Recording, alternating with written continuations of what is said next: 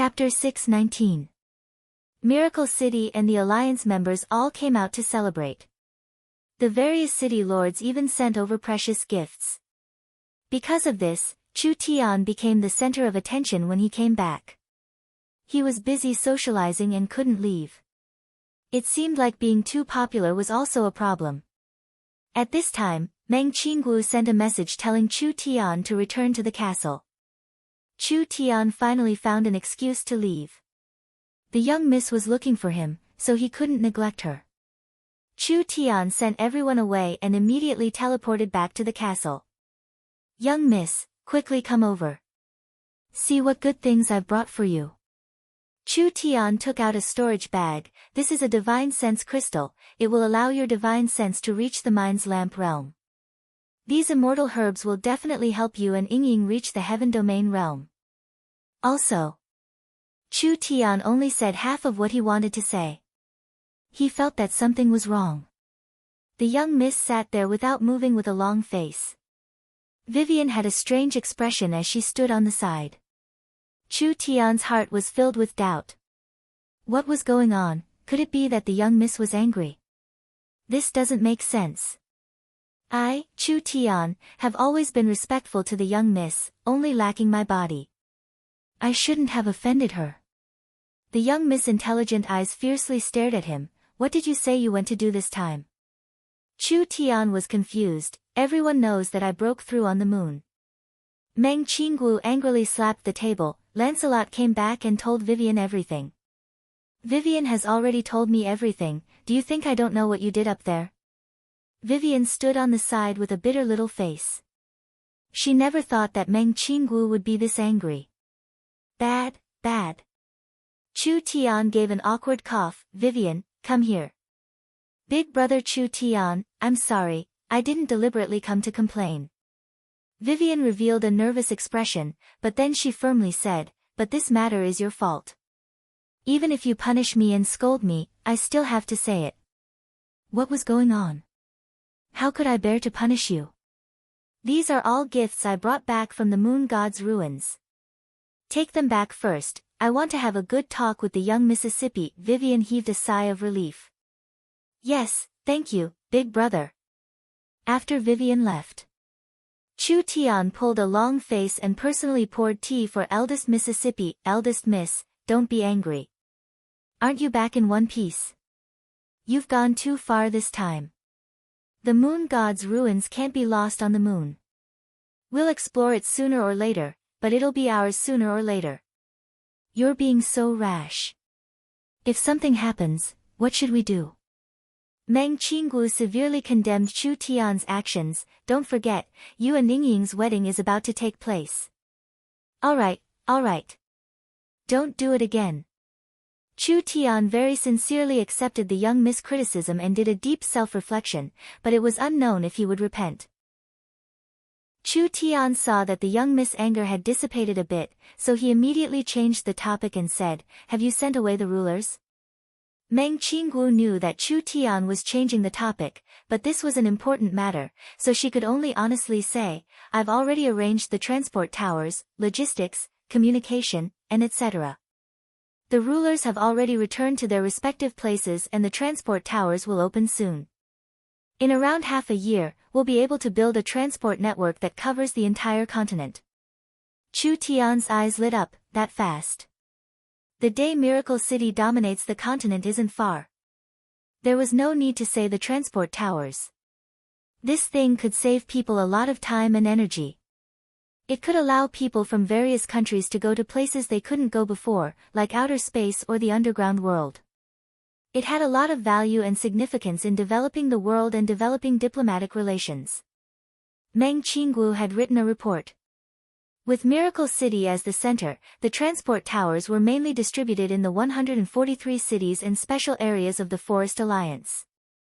There were 102 in the Kingdom Alliance, mainly in the various imperial cities and main cities. Miracle City had a total of 245 transport towers, being produced around 50,000 times per day. Even if Miracle City earned 10 source stones per transport, Miracle City's daily income would reach 500,000 source stones. In fact, The profit from the transport towers wasn't just 10 source stones. According to the area, the price was different, but the average was several times that. Meng Qinggu was prepared to increase the number of transport towers and increase the penetration rate of the transport towers. In the future, with just the income from the transport towers, Miracle City would become the richest city in the Forest of Chaos and even the continent. The importance of the space warehouse did not lose to the transport towers at all. The banks and shopping centers all relied on the space warehouse technology. The value of the large banks in the Forest of Chaos was recognized and the limitless potential of the Miracle shopping centers was clear to all. In the future, the space warehouse would be built and Miracle City would rent out large amounts of the space warehouse. The cost of building the space warehouse was low, but the benefits were very shocking. When the transport towers and space warehouses covered the continent. That would be the day Miracle City dominated the continent. Meng Qinggu didn't let this go to her head. Don't be happy too early, we will still face challenges from all sides. At least these empire-level powers won't allow a power that can surpass them or even control them to be born. This was indeed a very large problem. Chu Tian drank a cup of tea and asked, "Does the young miss have a way to deal with this?" "We will still focus on appeasing them in the beginning. As long as we give them enough benefits, we will be able to win them over, but in the end, we still need to be strong." Meng Qinggu paused before saying, "The reason I called you over today is because there are several large projects that you need to personally look over." Chu Tian was stunned. "What is it?" Meng Qinggu replied, "If Miracle City wants to truly dominate the continent, just relying on technology isn't enough, we need to strengthen our military. I have a plan and the initial investment is around 2 billion source stones." 2 billion source stones. Chu Tian was scared out of his wits. Miracle Commerce indeed had a large amount of wealth, but there were too many places that needed funds, so they only had around 100 million source stones. If they gathered all the income from the various places, it would be around 200 million source stones. Any more and it would affect the Yun sect and the other departments. With Miracle Commerce's current financial situation, they couldn't take out 2 billion at all.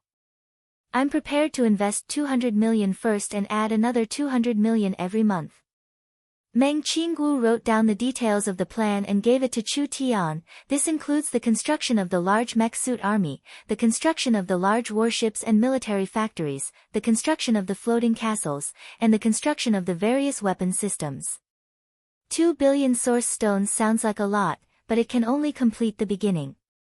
Miracle City didn't have a solid foundation and didn't have a strong background. If they wanted to catch up to the empire-level powers, they could only rely on technology.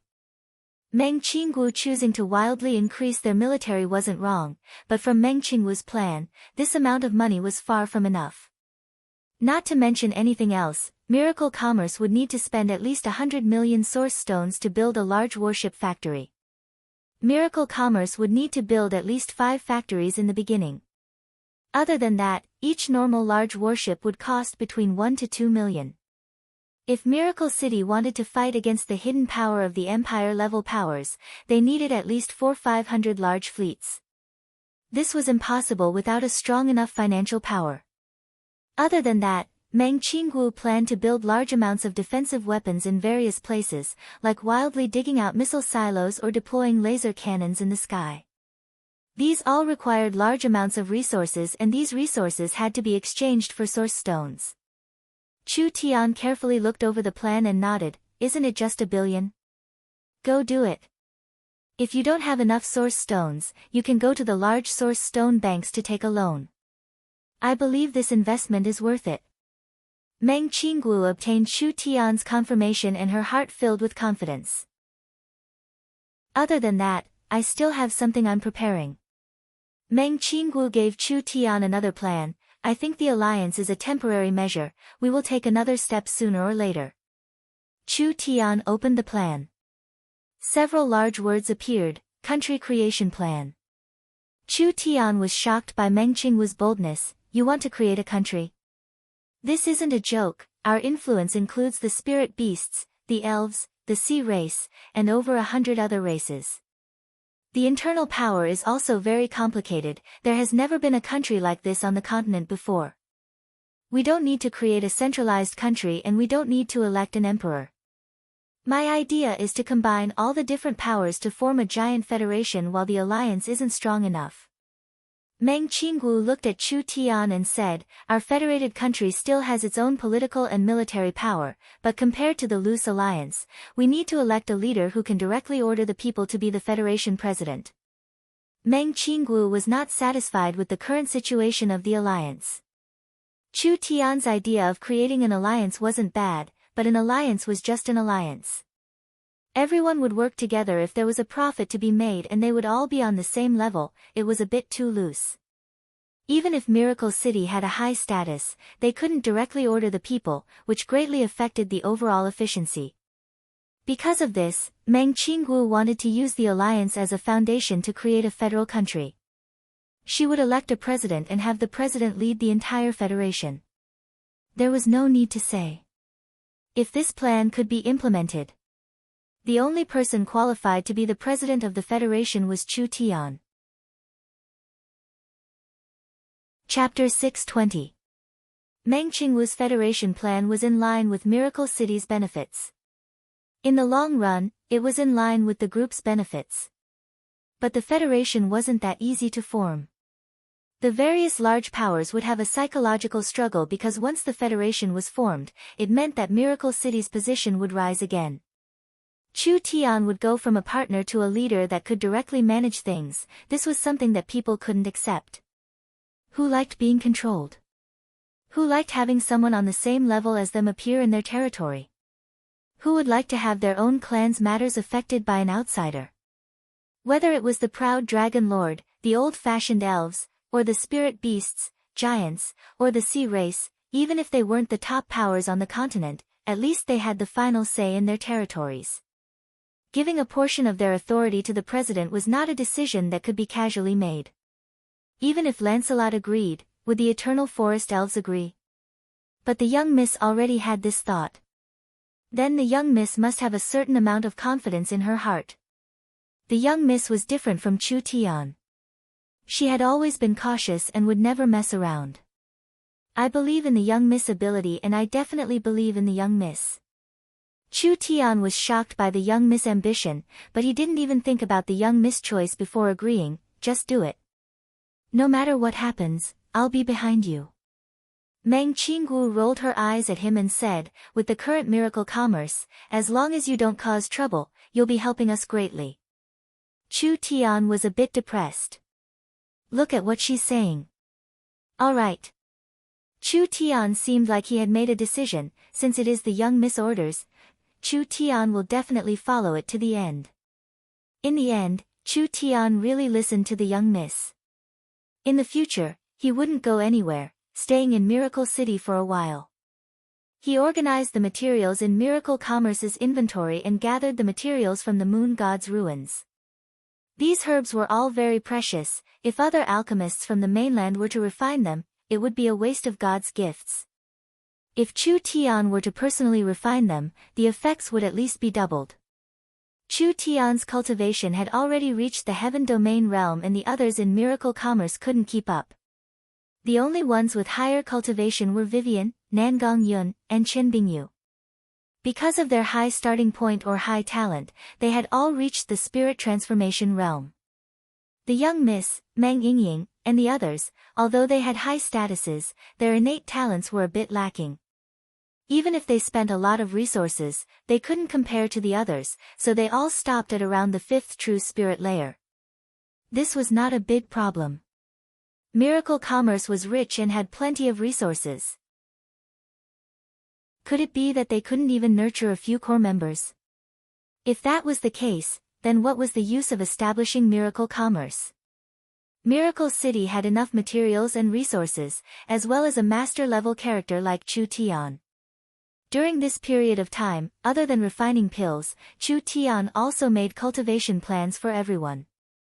With Chu Tian's immortal pills and cultivation plans, Vivian, Nangong Yun, Qin Bingyu, and the others should have hopes of reaching the heaven domain realm within half a year. Meng Yingying, Meng Qinggu, Feng Kaidai, and the others would need around a year.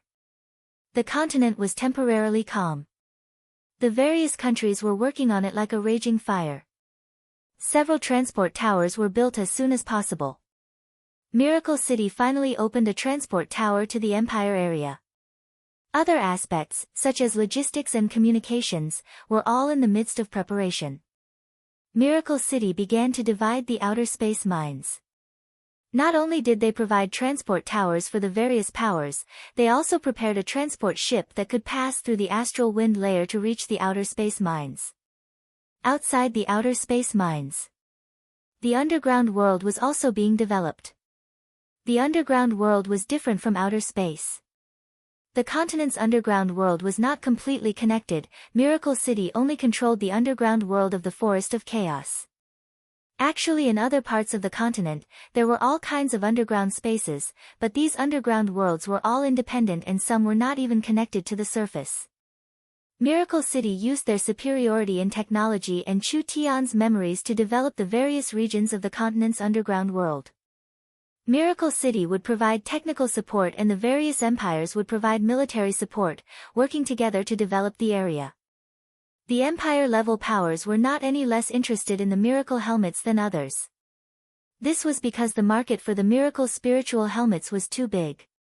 If each helmet could be sold for several dozen source stones, if they sold several tens of millions of helmets, wouldn't they be able to earn billions? They couldn't slack off in such a large market.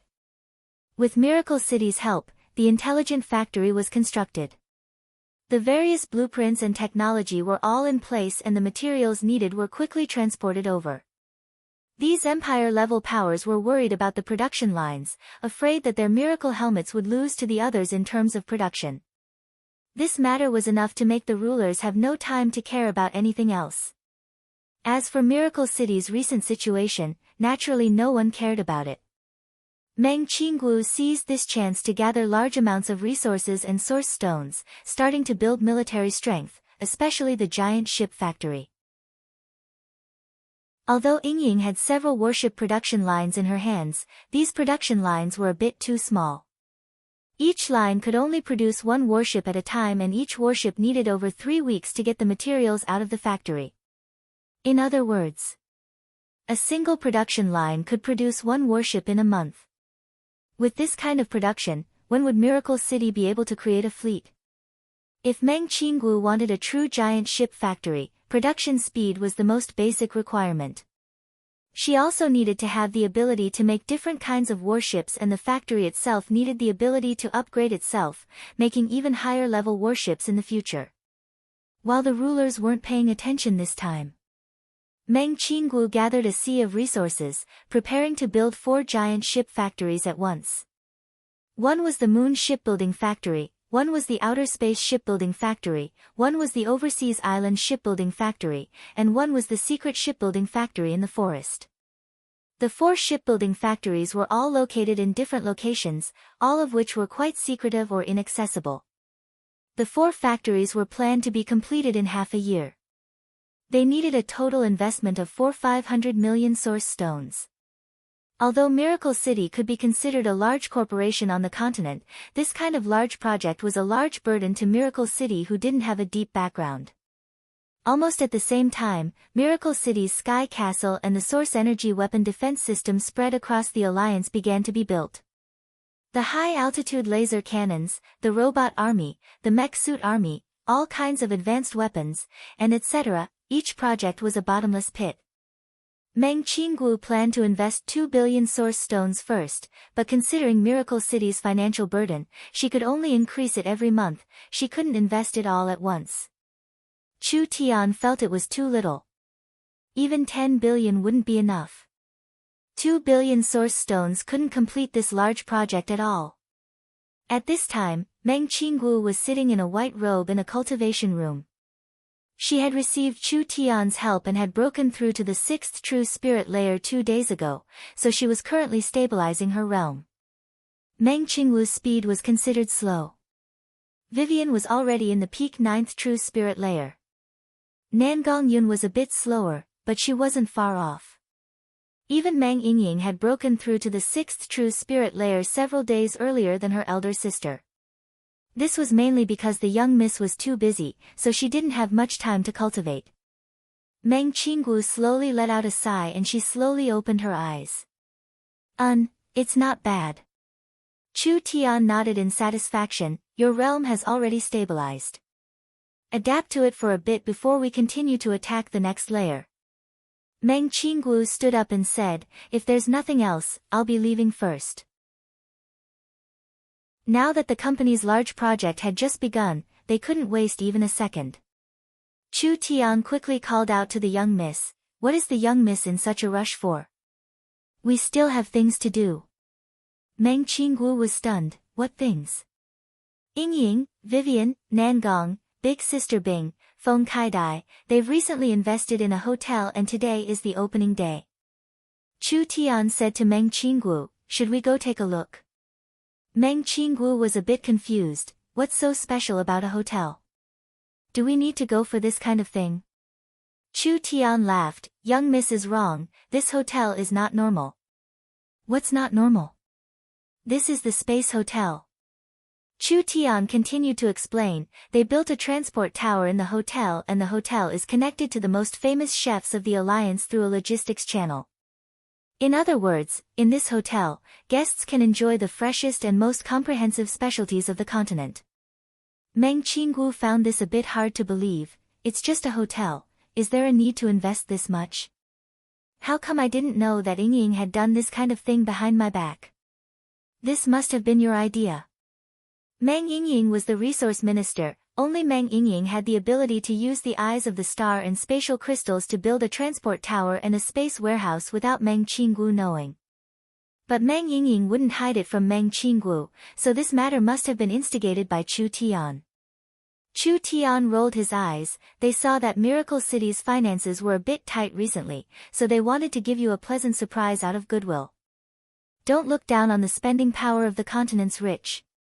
With this hotel appearing out of nowhere, I think it will be very profitable. Other than that, I've decided to officially release the miracle helmets in the hotel.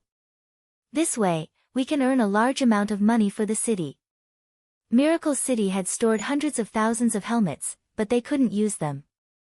Now they could use this chance to release them. Meng Qinggu couldn't refute this.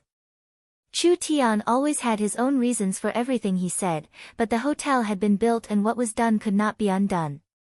Could Meng Qinggu order people to tear down the hotel? She could only follow Chu Tian to see what the most luxurious hotel on the continent looked like. Chapter 621. The Miracle Alliance's Spatial Royal Hotel, also known as the Miracle Royal Palace.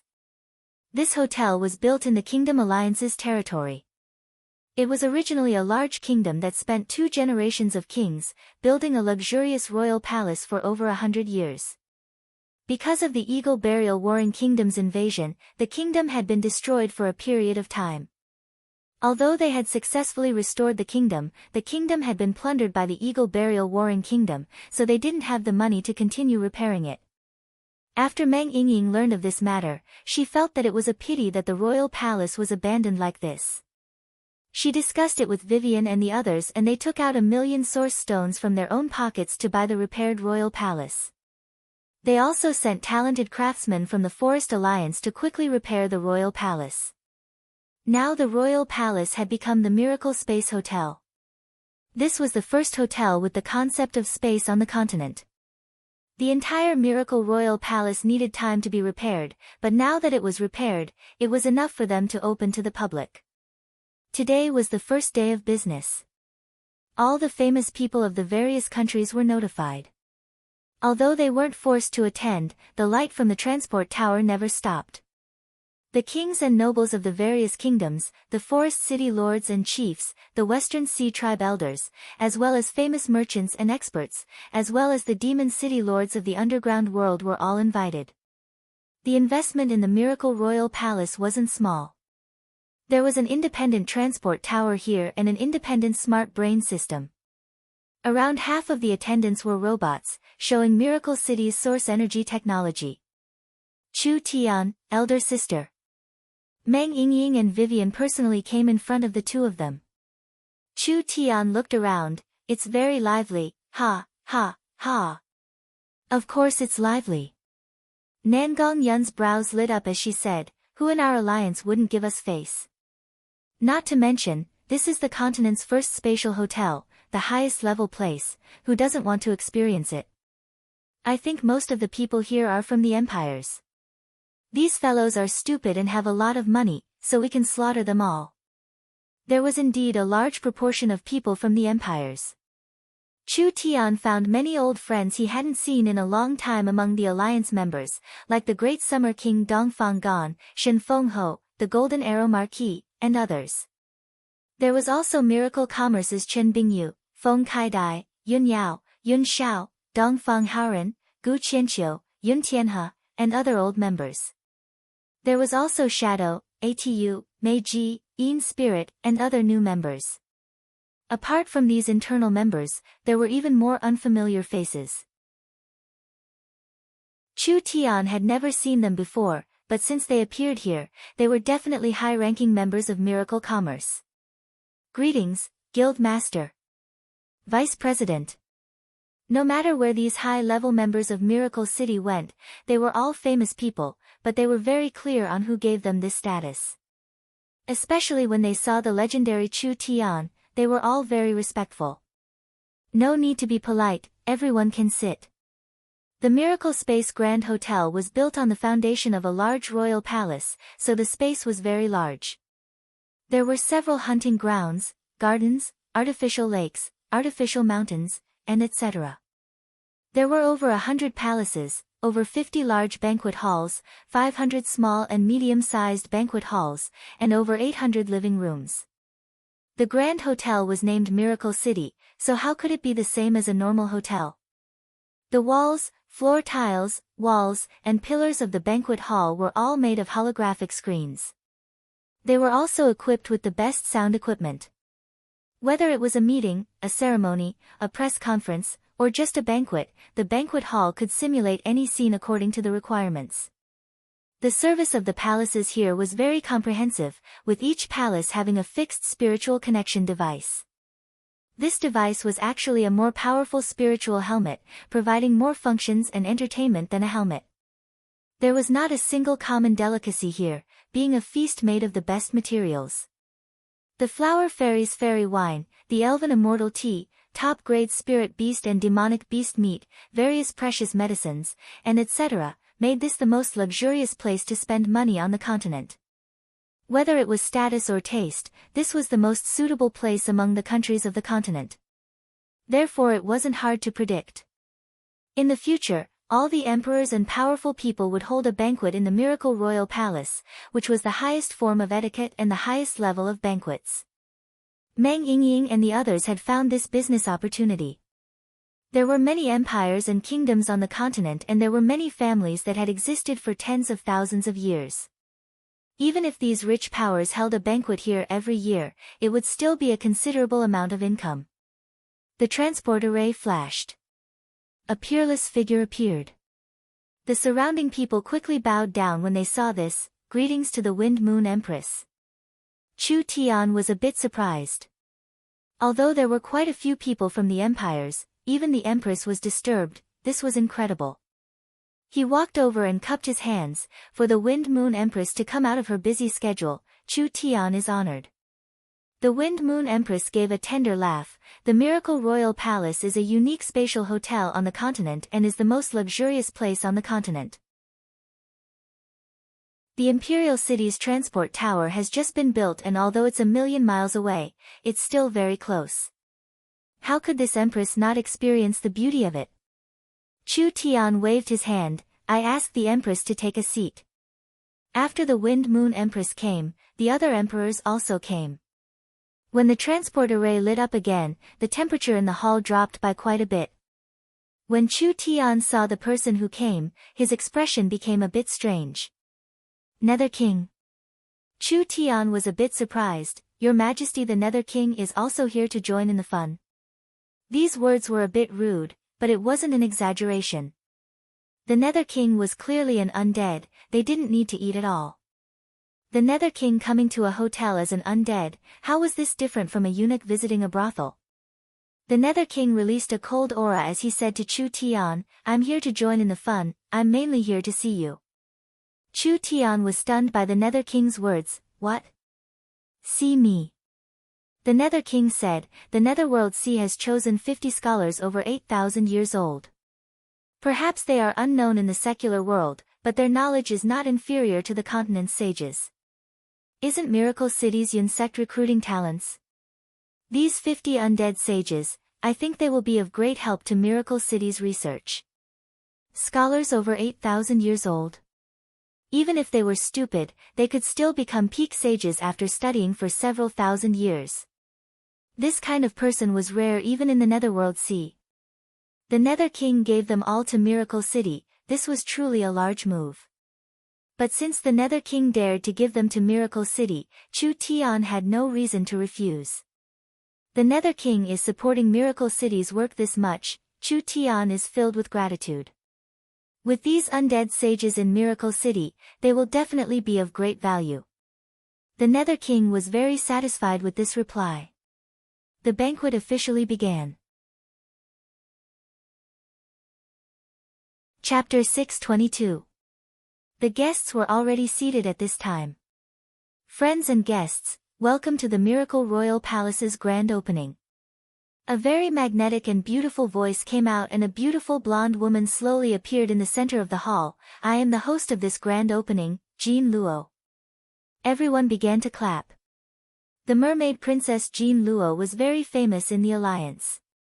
Jean Luo not only had the bloodline of the Deep Blue royal family, she was also the future successor of West Sea City and the Deep Blue Bank. Today, we have received the exclusive sponsorship of the Tree of Life Culture and Entertainment Company. The elves and the mermaids will perform for everyone.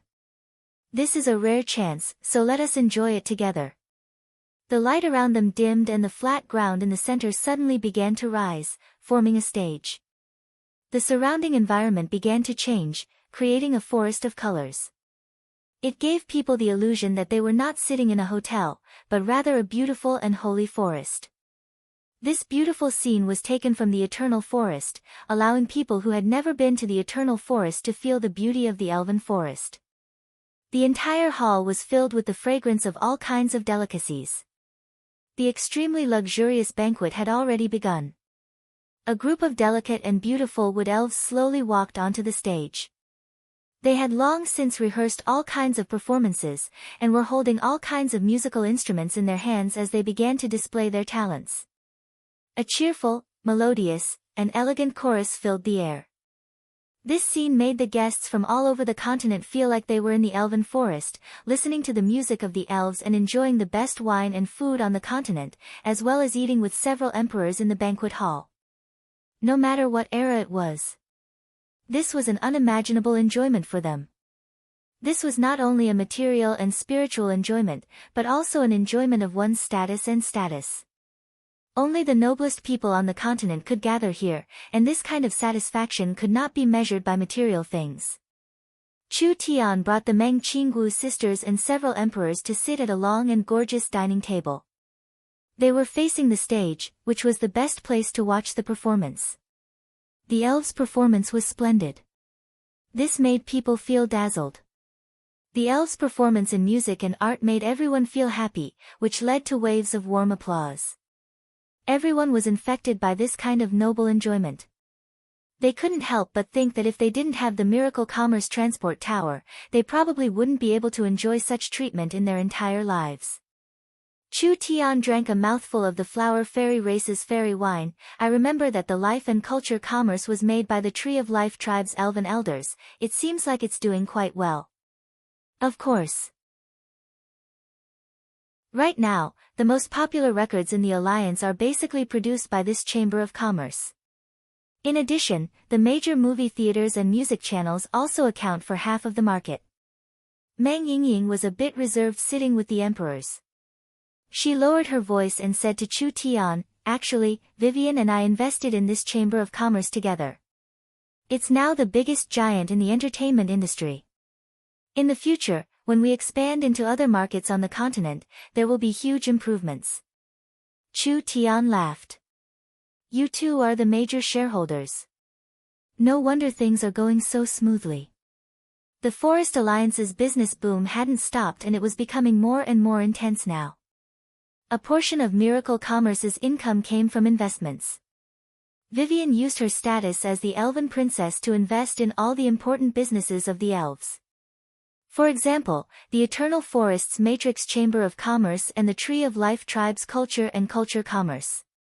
These companies with large growth potential all had investments from high-level members of Miracle Commerce.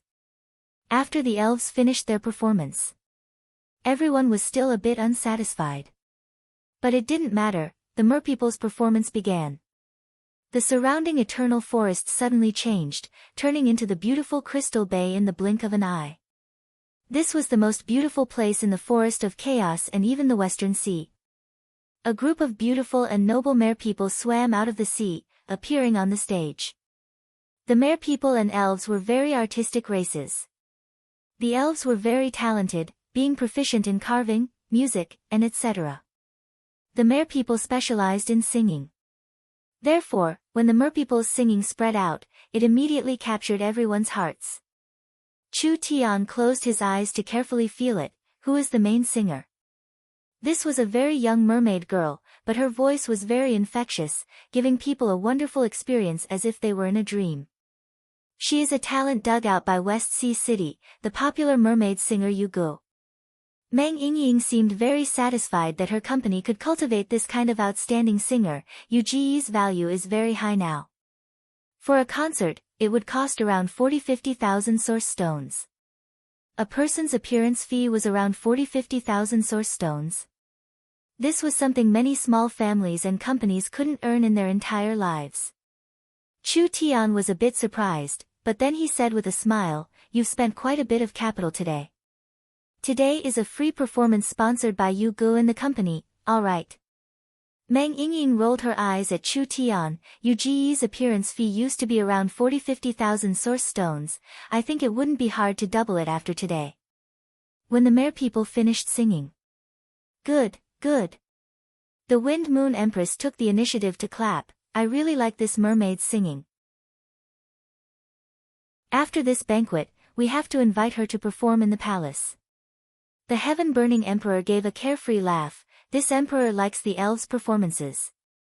The Heaven-Burning Empire's 9,000-year celebration is about to begin, so I'm prepared to invite them to perform. City Lord Chu Tian, what do you think? Chu Tian nodded. This is the honor of our artists. That little girl Yingying had really hit the mark. There were quite a few important people here. There were several emperors like this. Although Miracle City's earning power was slowly catching up to the Empire's standards, how many years was Miracle City's history?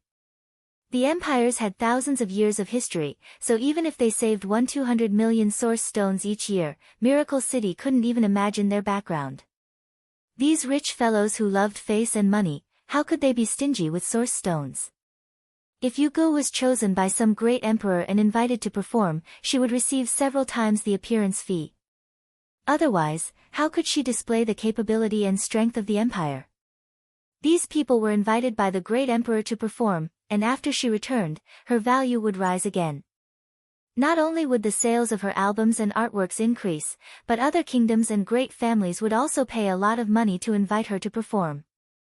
It was important to show one's face, especially on such an occasion. This was the main purpose of this performance planning. That was the end of today's performance. Everyone felt very satisfied. The host Jean Luo came forward with a microphone. Now we will begin the second segment, which is also an important segment that everyone is paying attention to. Miracle Commerce's first batch of spiritual helmets has been prepared, and since the various countries of the continent are here today, Miracle Commerce will use this as a miracle to sell it to the entire continent. The miracle helmet was officially announced. Everyone was overjoyed. Chapter 623. This was truly exciting news. Ever since the Miracle Peak appeared, the entire world was looking forward to the miracle helmets appearing on the market. However, although the various helmets had already started mass production, it would still take some time for it to reach a certain scale. They would let everyone have a taste of it this time.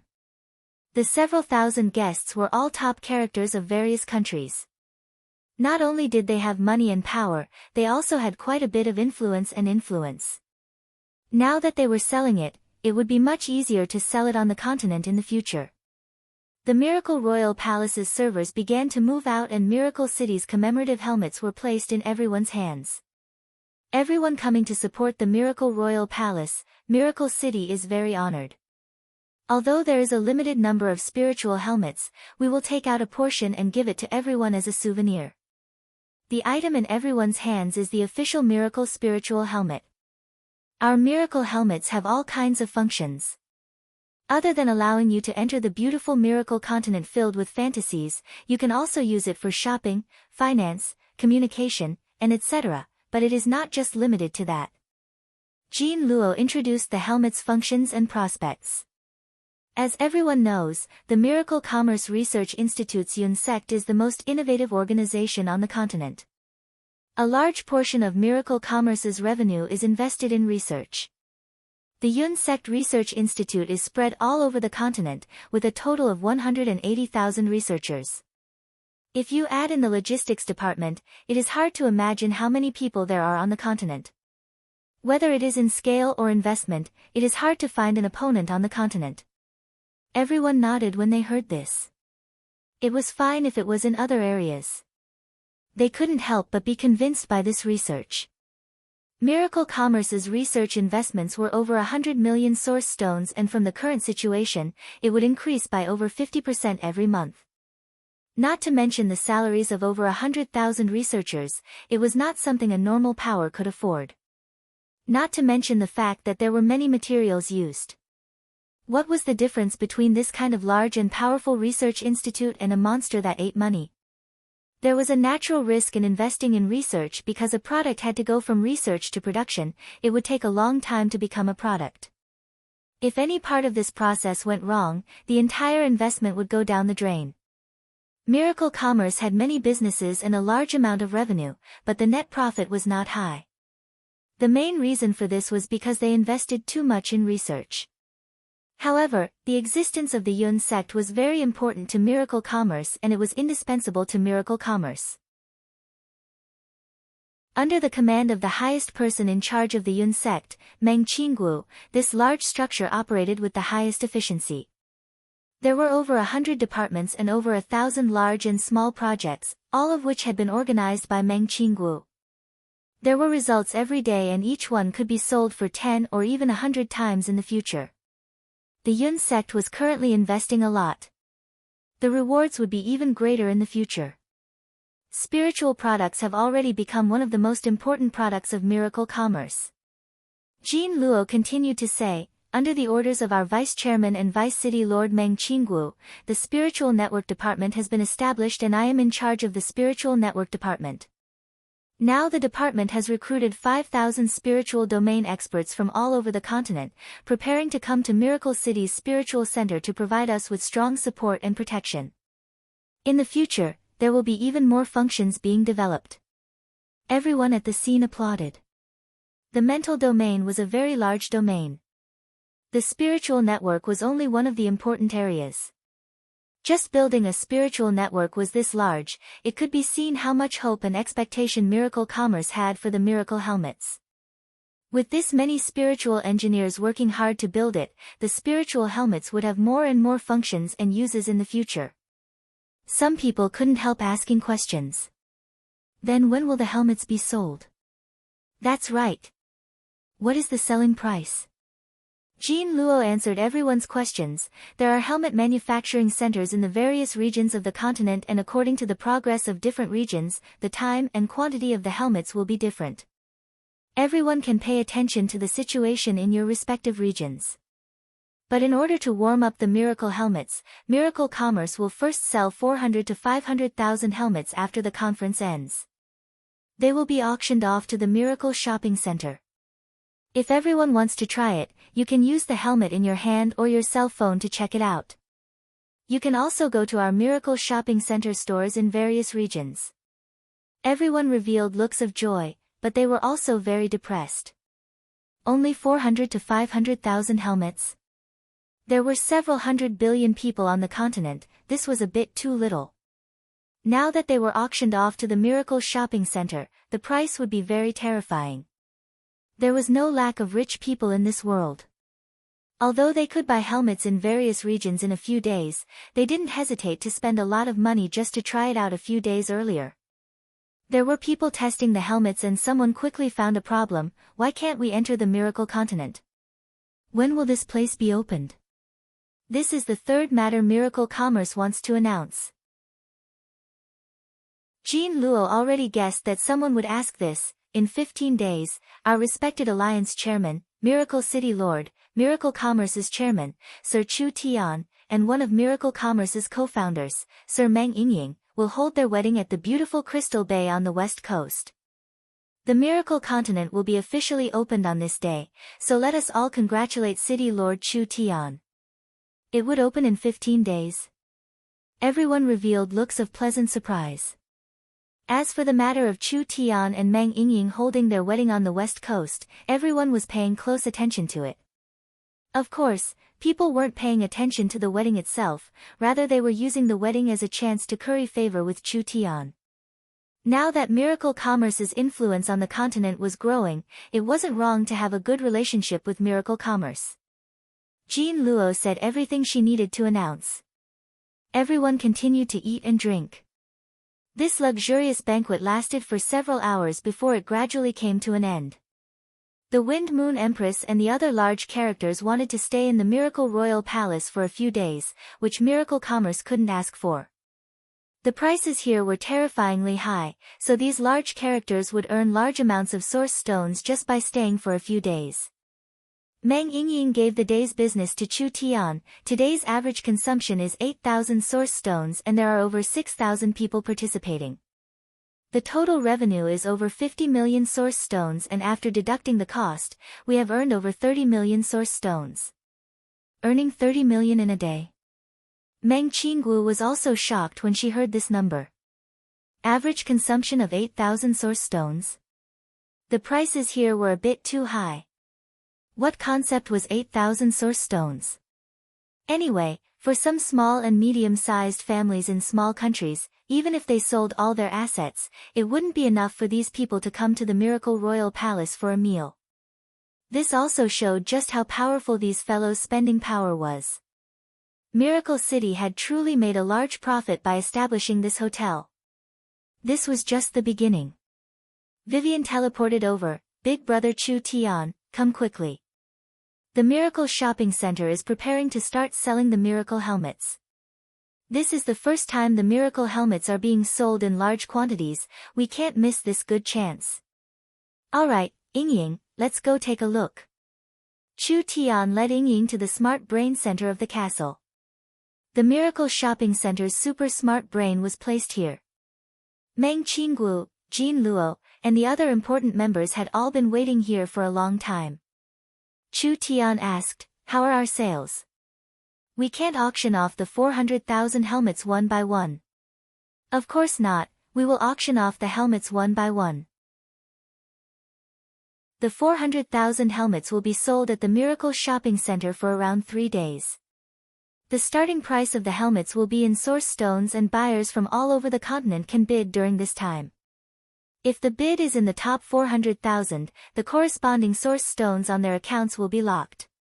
When they are pushed out of the rankings by other bidders, the locked source stones will be unlocked. They can choose to give up or they can choose to continue bidding. So it was like this. During Miracle City's auction period, every Miracle Shopping Center store, cell phones, and other devices could be auctioned off. People from all over the continent could bid through the Miracle Shopping Center, and when the auction ended, the top 400,000 people would be able to buy the helmets. This was an efficient and open method. Each person could only buy one helmet at a time. This would prevent some dealers with ulterior motives from buying the helmets on a large scale and selling them at a high price. Wouldn't 3 days be too short? Nangong Yun was a bit uncertain. What if there aren't that many people bidding? Impossible. The Miracle Royal Palace has several thousand large characters. They won't let go of this chance. They will definitely pull in the people from their respective powers. Next, We will spread the news through various channels, so it won't take a day for the news to spread. There is already a lot of attention. What were they waiting for? Let's directly begin. Meng Qingguo asked the smart brain, have all the data and connections been prepared? The Miracle Shopping Center's super smart brain replied, reporting to the Vice City Lord, everything has been prepared. Meng Qingguo said with a nod, then let's begin. Chapter 624. The Miracle Shopping Center was already the largest chain store on the continent, and it was also an era-defining online shopping method, making the Miracle Shopping Center welcomed by the masses as it expanded on the continent. Now basically in any city that had a communication signal, people could use the Miracle Shopping Center to shop. They could use their cell phones or radios to connect to the Miracle Shopping Center platform, obtaining the latest information on the Miracle Shopping Center. Of course, the amount of information a cell phone could receive was limited. If they didn't feel satisfied or had a more detailed request, they could go to the Miracle Shopping Center's physical stores. The Miracle Shopping Center's physical stores already covered over 2,000 cities. These places had the normal function of selling goods, so they could be considered shopping malls with perfect experience, good service, and a full range of goods. At the same time, they also had the Miracle Shopping Center's platform, allowing people to buy everything on the continent without leaving their homes. If they liked something, they just needed to pay and Miracle Commerce would send it to the city they wanted.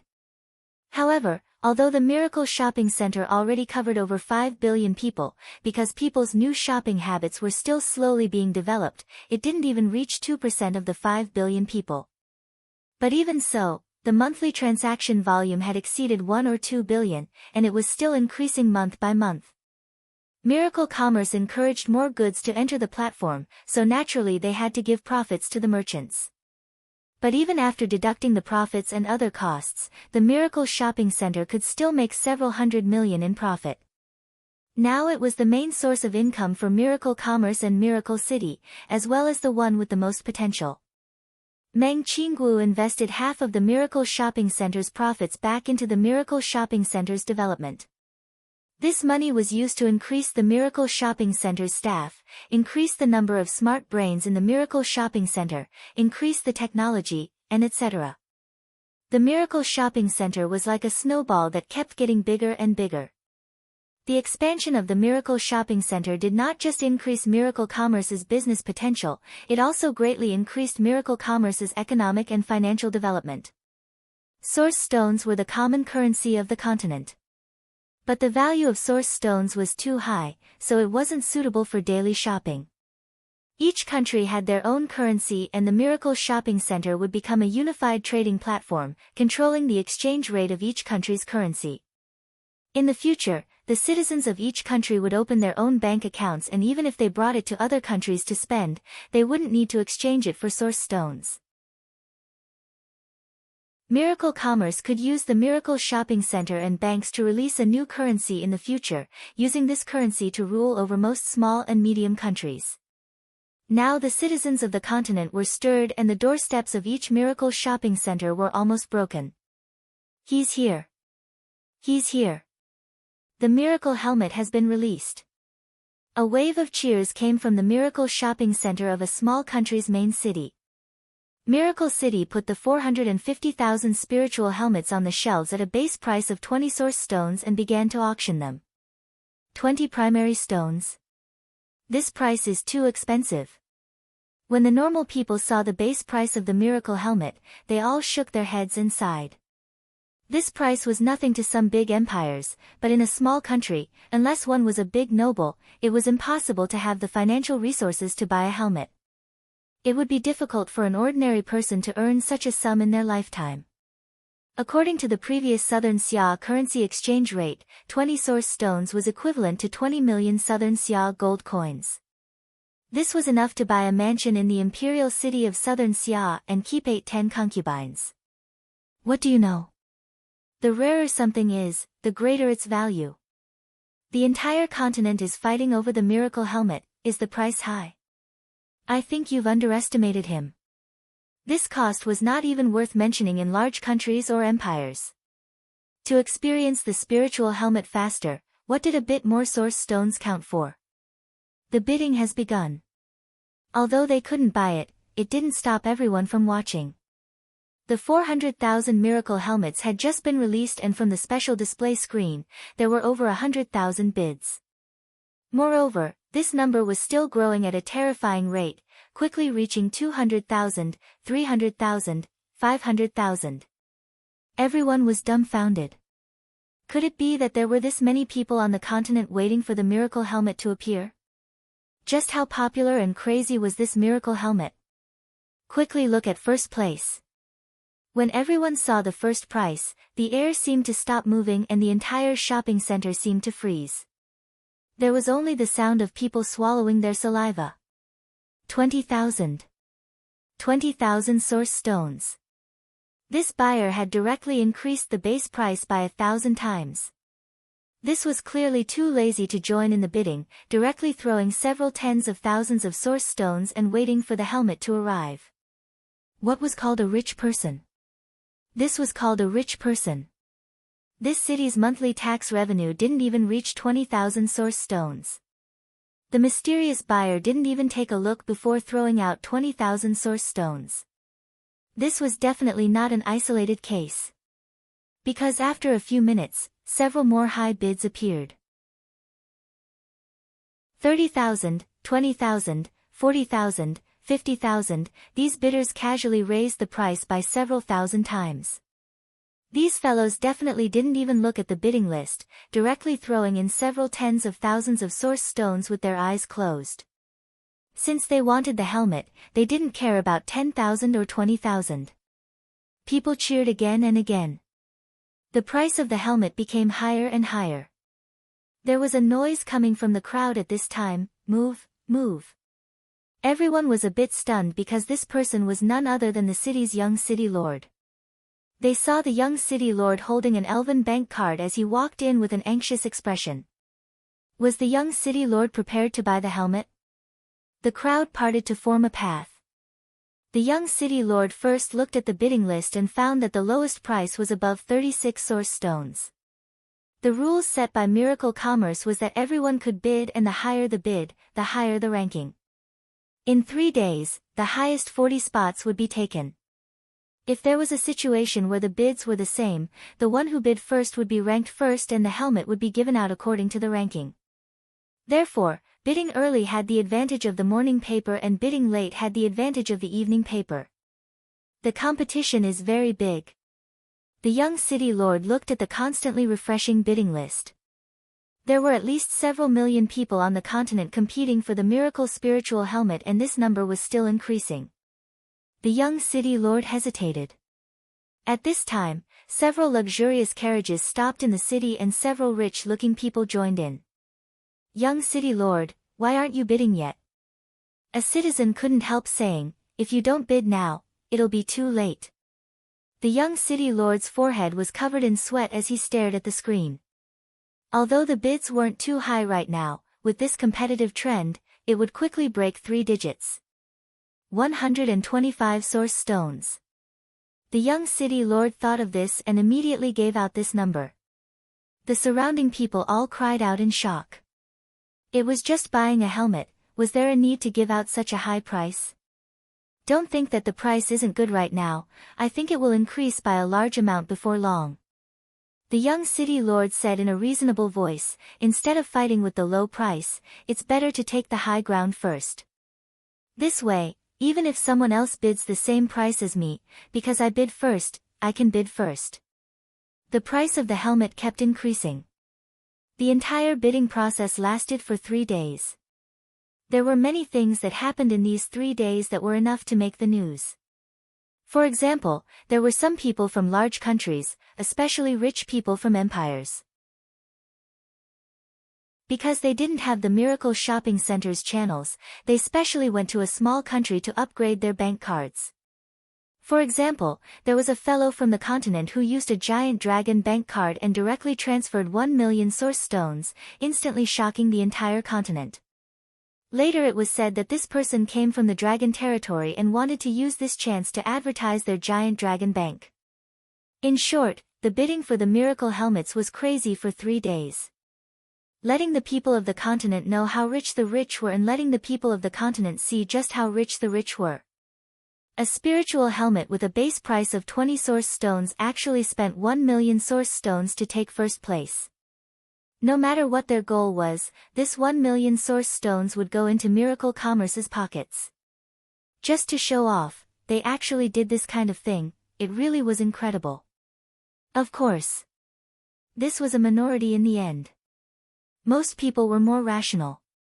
When the bidding ended, the lowest price was 225 source stones, which was around 10 times the price. This was a relatively reasonable price range. Ha, ha, ha. I bought it, I bought it. The young city lord found that he was really lucky, buying it at the lowest price. Because he bid earlier, according to the Miracle Shopping Center's rules, although there were tens of thousands of people who bid the same price as him, they were all ranked below the young city lord, so most of them didn't have a bounty. It's a profit. It's a profit. The young city lord was wild with joy. There were many areas on the continent, especially the empires, because they didn't have transport arrays or shopping centers, they couldn't buy the miracle helmets even if they had money. If the young city lord sold the helmet now, it wouldn't be hard for him to earn 10 times the price. He could just buy it the next time the helmet went on sale. No matter what. The young city lord was going to become famous in this city. But many people were concerned about a question. How much did Miracle Commerce earn in this auction? Chapter 625. All of Miracle Commerce was frantically busy. This auction ranking method only took a short 3 days. Not only did it bring a large return, it also became a hot topic, allowing the entire continent to discuss this matter. If this was a marketing plan for the miracle helmets, the planner would definitely give it full marks. The most important thing was that this was not just marketing, it was also a real profit. On the day that Miracle Commerce's auction ended, all the Miracle Commerce members gathered in the conference room.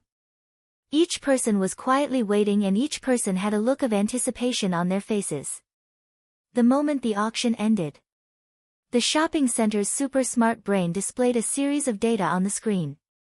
In just a short 3 days, there were a total of 12,130,000 people bidding for the helmet.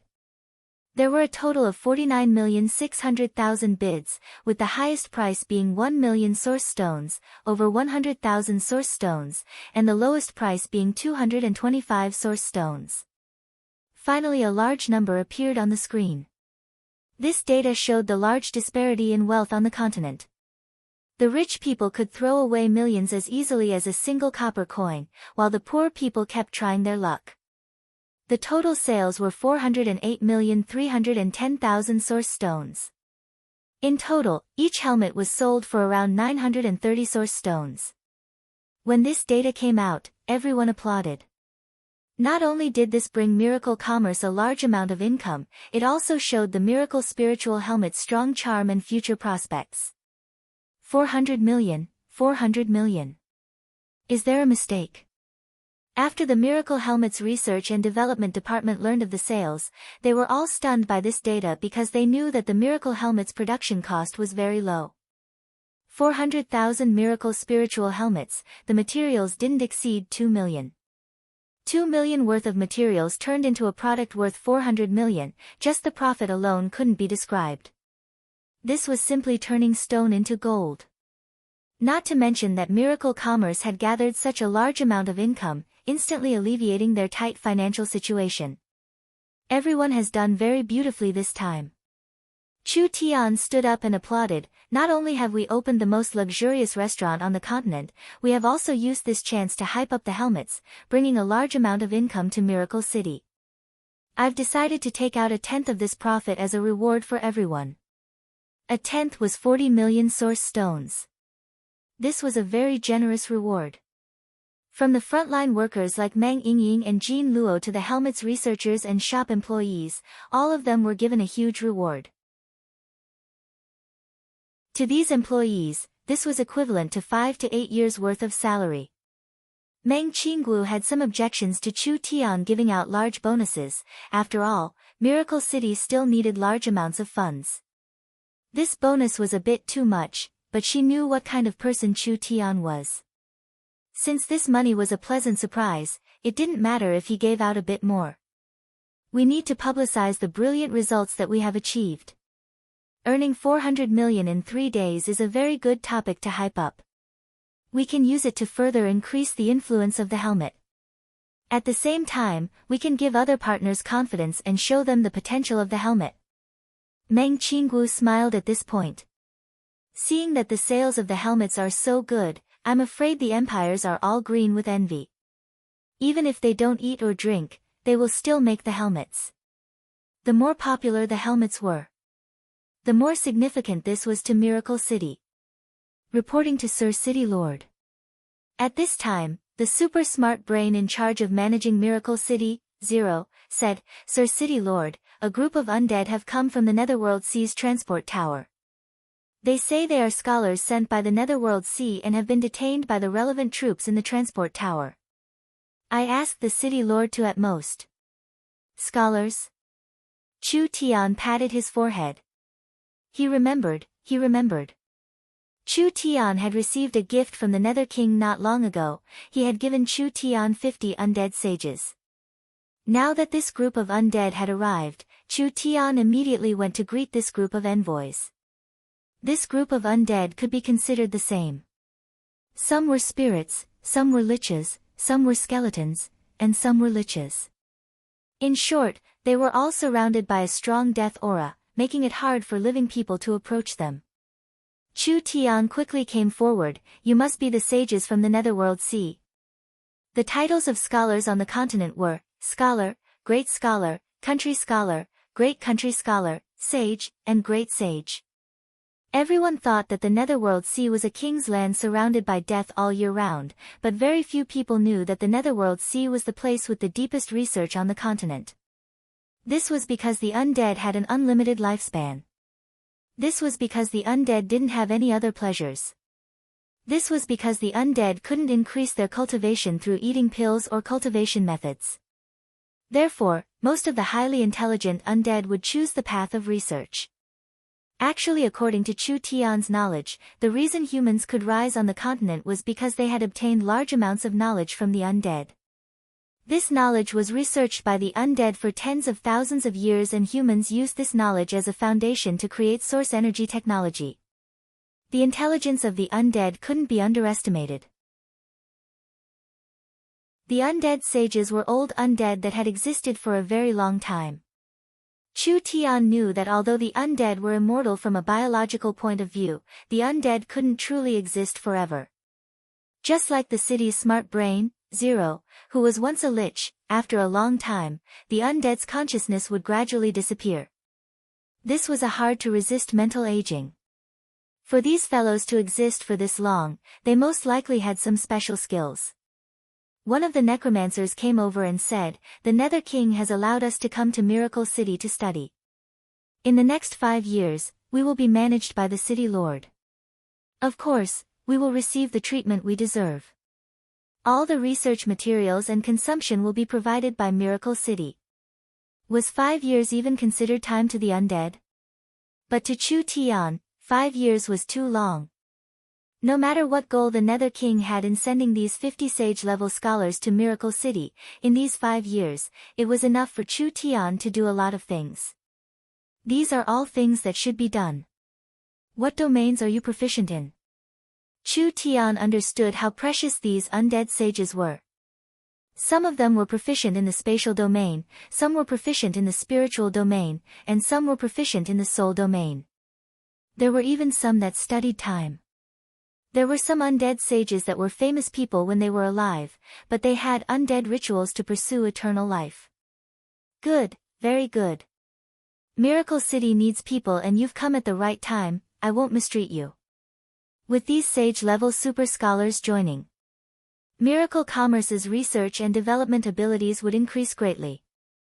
The thoughts and ideas that appeared in Chu Tian's mind became more and more crazy because of this. Chapter 626. The Yun sect's research facility was large, but they lacked peak experts. This was the main difference between Miracle City and the empires. This time the Nether King had sent 50 undead sages from the Netherworld Sea, and they were in different areas. This was undoubtedly a timely help to Miracle City. Chu Tian decided to properly display their value. He would let Miracle Commerce's technology reach another level in a short period of time. What was the Nether King's goal? It didn't matter. He would just treat these sages as studying abroad. Chu Tian wasn't afraid of his technology being stolen because 5 years was enough for Miracle Commerce to cover the entire continent. At that time, even if a portion was stolen, it wouldn't be of much use. Not to mention that Chu Tian's technology was constantly being updated, so the parts that could be stolen would always be outdated. Chu Tian had just settled these undead sages when Meng Qinggu quickly contacted him. There is a special matter. Quickly come back and we'll talk. Chu Tian returned to the Miracle Castle and saw several people dressed in the clothes of various countries. Meng Qinggu immediately introduced them to Chu Tian. A few of the empires and empire-level forces envoys, Feng Yu, Fen Tian, Berserk Beast, Netherworld Ocean, etc. They must have been ordered by their respective bosses to come and discuss some important matters. So it's the envoys of the various countries? Sorry for the disrespect.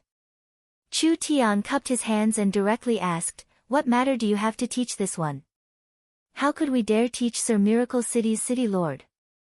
A female envoy from the Wind Moon Empire respectfully said, "We are here on the Emperor's orders to negotiate a cooperation." At this time, the Burning Heaven Empire's people couldn't help saying, "City Lord Chu Tian, our Burning Heaven Empire came first. Even if you want to cooperate, you should cooperate with us first." The Dragon Territory's people didn't like it. "This business isn't like normal shopping, how can it be first come first served? Of course we'll choose whoever has the best conditions." What was this situation? Chu Tian looked at Meng Qinggu beside him with a strange gaze. Meng Qinggu gave a soft cough and explained for the envoys, "Because the miracle helmets are selling so well in the Miracle Shopping Center, it is very regretful that the citizens of the empires didn't manage to buy one. However, it's not that the people in the Empire District don't have the capital and interest.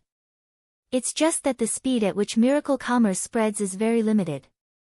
Most of the Empire District hasn't been able to cover it yet. Moreover, the bidding period is too short, so they don't have the time and channels to participate."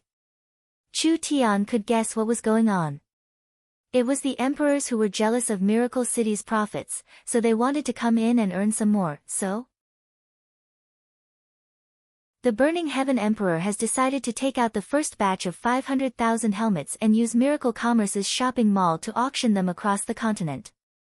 We will also set up auction locations in the various states of the Empire, allowing the people of the Empire to participate.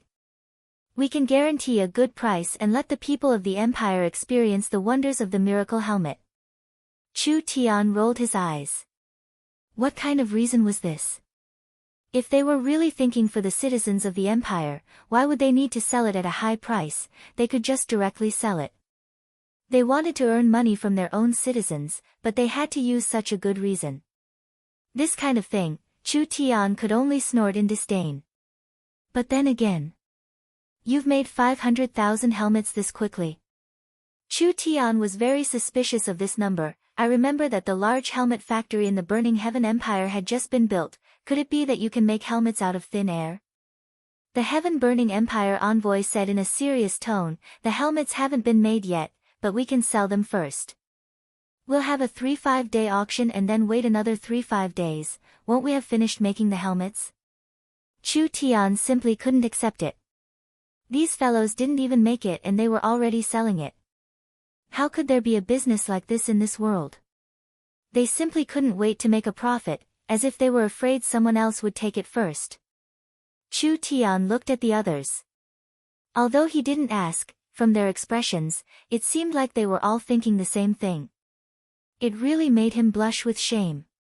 Chu Tian didn't even have time to express his opinion before the envoys began to argue about who they should cooperate with. The Wind Moon Empire envoy said, Miracle City will first cooperate with the Wind Moon Empire and will give 10% of the profits to Miracle City. 10%? The Heaven Burning Empire's envoy gave a cold laugh before loudly announcing, our Heaven Burning Empire will give 20%. So fierce. Directly double it. The Dragon Territory envoy was even more arrogant, Dragon Territory is willing to give 30%. Chu Tian and Meng Qinggu watched these envoys fight to the side. A quarter of the profits would be given to Miracle Commerce. Miracle Commerce could really earn money lying down.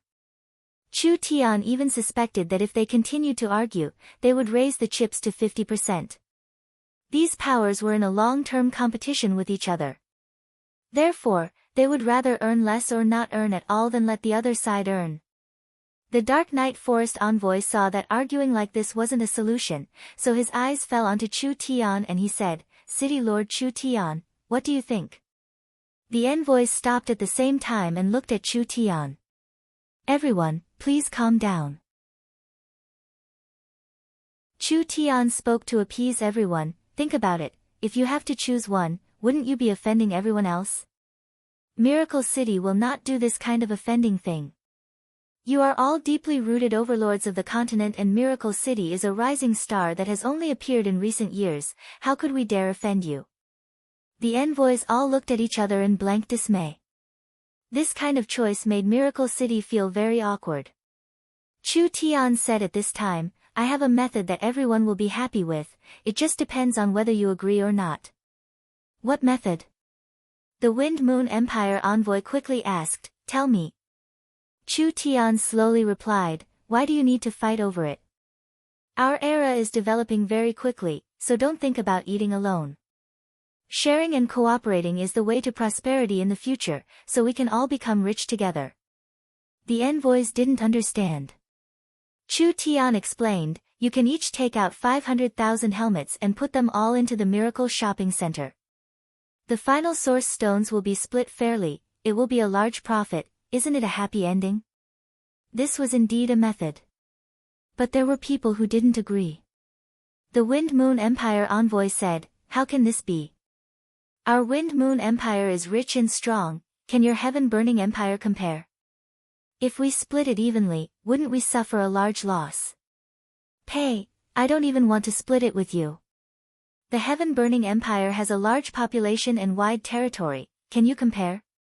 Speaking of wealth, the Dragon Territory is the richest. Speaking of people, the Wild Beast Empire has the most people. These envoys were arguing and no one wanted to give in at all.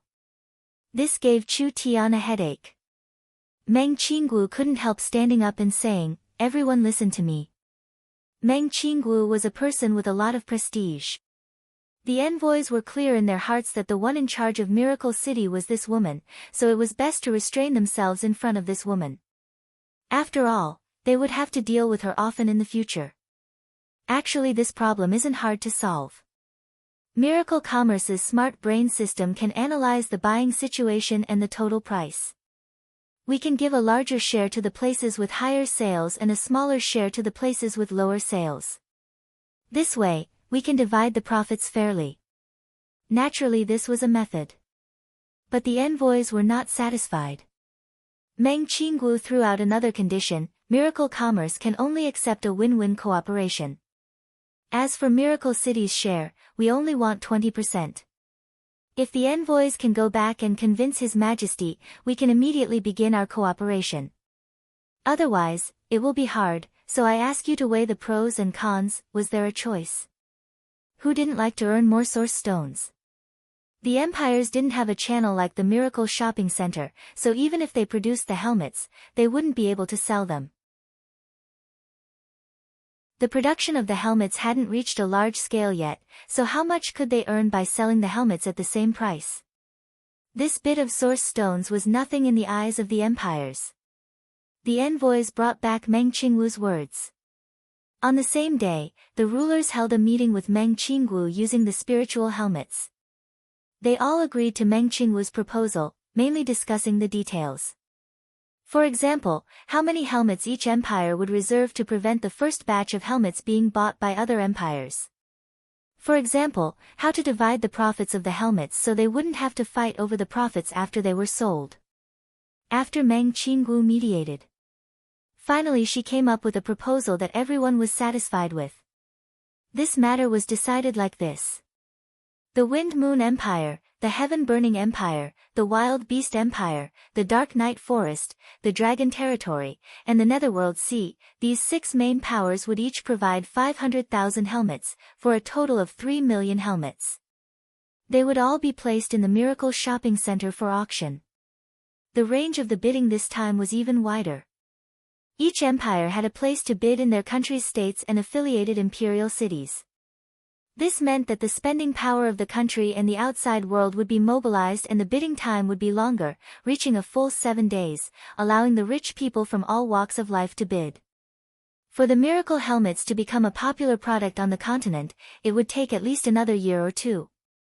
Right now the miracle helmets were just a luxury item for the rich. There were no rich people on the continent that were worth hundreds of millions of source stones. These fellows didn't lack money at all. As long as they could experience the spiritual helmets, what did it matter if they spent 30-50,000 or more source stones? In order to have more reason to bid, miracle commerce began to wildly advertise to the outside. The Miracle City Lord's wedding was coming and this was the last batch of miracle helmets before the miracle continent opened. If they missed this chance, they would have to wait at least another month or 2. Chapter 627. The helmets were working with the 6 empire-level powers, so there were many diplomatic matters that needed to be dealt with. It was best to let Meng Qinggu mediate. The empires were determined to make a profit. Miracle commerce could also make a sum of source stones, so why wouldn't they do it? Actually, source stones was secondary. Miracle commerce could use this chance to spread out the miracle shopping centers. Although they didn't have enough time to build a complete miracle shopping center, they could help the empire powers build temporary stations in the main cities. These temporary stations couldn't be opened because of logistics, but it was enough to buy the helmets. This was because it wasn't hard for miracle commerce to send information. The Heaven's Net airships existed to build a communication network, so a single Heaven's Net airship could cover a large area. Miracle Commerce's Heaven's Net airships could be mass-produced long ago, therefore they could quickly spread the information network in the main areas of the empires. 3 million helmets, with a base price of 20 source stones, the bidders could buy them at a higher price. It was unknown how many times the average price would be this time, but it would definitely surpass the previous sale by Miracle Commerce. On one hand, this was because this sale was targeted at richer people, and on the other hand, after Miracle Commerce's previous auction, the miracle helmets had become a hot topic on the continent, receiving more attention than ever before. Not to mention the fact that the miracle continent was about to open. This was an important factor that pushed people to buy the helmets. This was because according to what Miracle Commerce revealed, the earlier they entered the miracle continent, the more opportunities they would have in the virtual world. Once the miracle continent became the spiritual home of the people of the continent, its value could not be measured. Paying several tens of thousands of source stones was not worth mentioning at all. Chu Tian's work was also very important. He brought Yingying and Jin Luo to ride the elevator, first arriving at the Gnome research base. Chu Tian remembered the first time he came to this research base, the entire underground research base had stopped operating due to a lack of funds. At that time, the maintenance cost of several tens of thousands of source stones was enough to force a large research base down. Now that the underground research base was not only fully operating, it had more than doubled in size. With 10 million source stones invested every month, this number would continue to rise. In the center of the underground research center was a gigantic energy shield. This energy shield was powered by Miracle City's energy system, so unless the attacker's strength surpassed Miracle City's energy, it was impossible to break through this shield. Even if an Emperor-level expert came, they would need over half a day to break it. So this is the spiritual connection terminal. Meng Yingying already knew that Miracle City had this thing, but this was her first time seeing it. She blinked and asked Chu Tian, this thing, can it really provide a spiritual connection to the entire continent? Chu Tian said snappily, do you know how long Miracle Commerce prepared and how many source stones they invested to build it? There are several 100,000 helmets being released, and even if you add in the 3 million that will be released, there are less than 500. If we can't even connect to this bit of consciousness, what is the point of the miracle continent existing? They walked into the barrier. Meng Yingying felt a powerful spiritual energy spread out, and she looked at the scene in front of her in shock. There was a giant crystal ball inside, but the size of this crystal ball was too shocking. It was around 200 meters in diameter. What was most shocking was that this crystal ball was releasing spiritual energy. This meant that this crystal ball with a diameter of 200 meters was a high-intensity spiritual crystal. How many spiritual materials would be used to refine it? Just this crystal ball was worth over 100 million source stones. This incomparably large crystal ball was filled with all kinds of equipment, and there were over 1,000 gnomes maintaining it. Other than that, they were preparing to produce a second large crystal ball here. Sir City Lord. The gnome in charge Clark came over and said, the first mother spiritual ball has already been tested and there are no problems. This kind of terminal can connect to at least 30 million people's consciousness, and if it is overloaded, it can reach 50 million. Our second mother spiritual ball is also being constructed, and I estimate that it will be completed in a month. Chu Tian said with a nod, speed it up, the more mother spiritual balls the better. Although there is no requirement for the capacity in the short term, the Miracle Commerce helmets will explode in half a year. We will receive a large test and challenge in all aspects. Yes, Sir City Lord. I'll inspect it first. Now that the entire continent knew that Miracle City was preparing to open the Miracle Continent, if something went wrong at this crucial time, not only would the company lose face, even Chu Tian wouldn't be able to put his face. Meng Yingying looked up at the giant crystal ball and said in a surprised voice, such a large spiritual crystal, how much money and resources did it take to make it? What kind of principle does it operate on? This is the mother spiritual ball. It contains a large amount of spiritual energy and is actually the generator of the spiritual world. Our miracle continent was created inside, and it also acts as a terminal, allowing the users of the miracle helmets to connect to it. This way, they can enter the miracle continent. Chu Tian used his divine sense to inspect the mother spiritual ball's details and operation as he continued to explain, other than the terminal system, we also have the smart brain array system and a launch system. The smart brain array system was made of a large amount of super smart brains. These super smart brains were distributed throughout Miracle City because the changes, order, and laws of the miracle continent needed to be stable. This had a very high requirement for data processing, so it wasn't enough without a large amount of smart brains. The launch system was made of large amounts of launch towers. Although spiritual energy was different from other kinds of energy and spiritual energy wouldn't weaken with distance, it could still be disturbed by other strong spiritual energy arrays or mines. In order to prevent this from happening, Miracle City had to increase the spiritual signal sending and receiving ability to ensure that it could cover the entire continent. Chu Tian finished his inspection. There weren't any big problems. But he still pointed out a few small flaws. Meng Yingying looked at the incomparably large mother spiritual ball in front of her with anticipation. I really want to see the miracle continent as soon as possible. Our miracle commerce has created a world. It's even stronger than a spiritual god. Chu Tian smiled as he held his fiancée's hand. What are you in a rush for? I'll definitely give you a pleasant surprise at that time.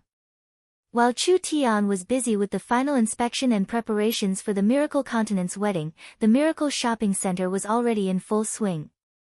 Chu Tian used a day or two to guide and repair the mother spiritual ball's construction and maintenance before leaving the underground research center.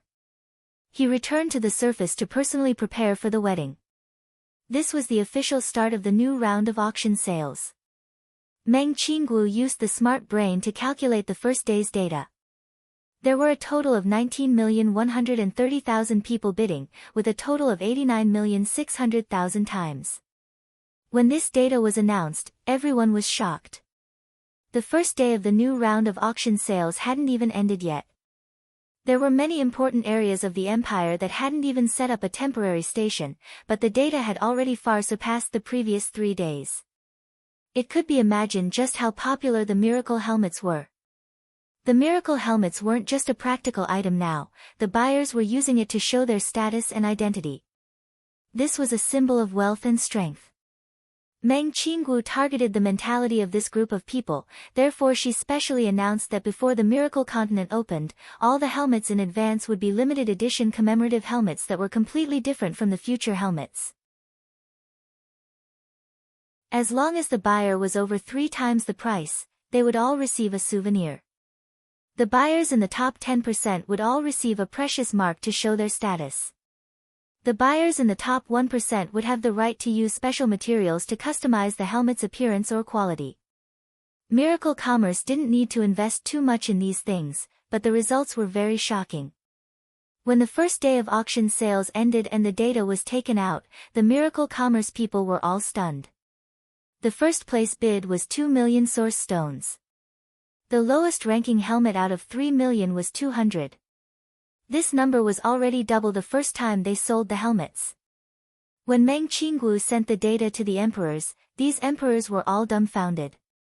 It wouldn't be strange if this number was obtained on the last day, but to reach this level on the first day, this was a bit too shocking, far surpassing their expectations. Everyone was filled with anticipation. What kind of shocking number would this sale bring?